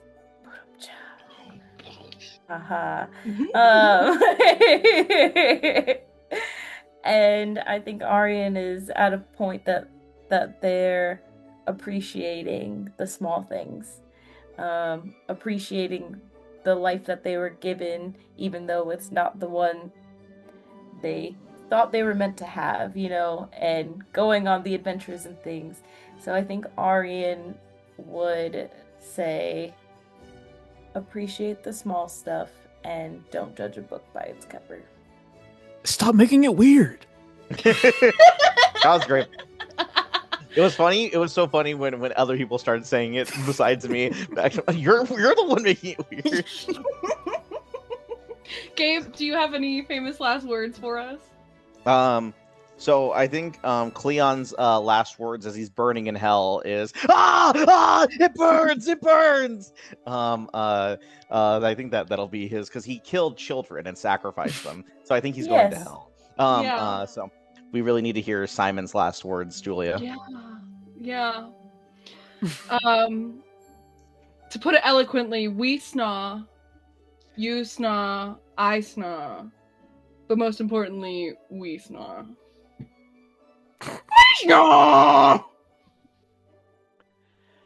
Well, thank you guys so much for listening to the Giddy Gigmeister podcast. This is, of course, the end of season 2. We want to thank all of our amazing guests we've had on the and podcast. Sponsors.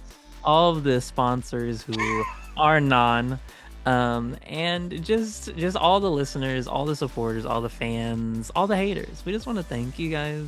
Yeah. And we look forward to continuing to provide all of the amazing things that we do with this niche little podcast of ours. It's funny to look back and just see where we started and where we're at now and where we go in the future. So I just want to say thank you guys. Thank you, Cece and Julia and Gabe, so much. We're really, really excited. So yeah. Stay tuned. Season 3 is coming soon, and we're really, really excited. Look at our socials, subscribe, like all those things, and stay tuned for some bonus content. Some bonus content. Soon. Yeah. Yes. And yeah. So, does anyone have anything else before we end? Officially.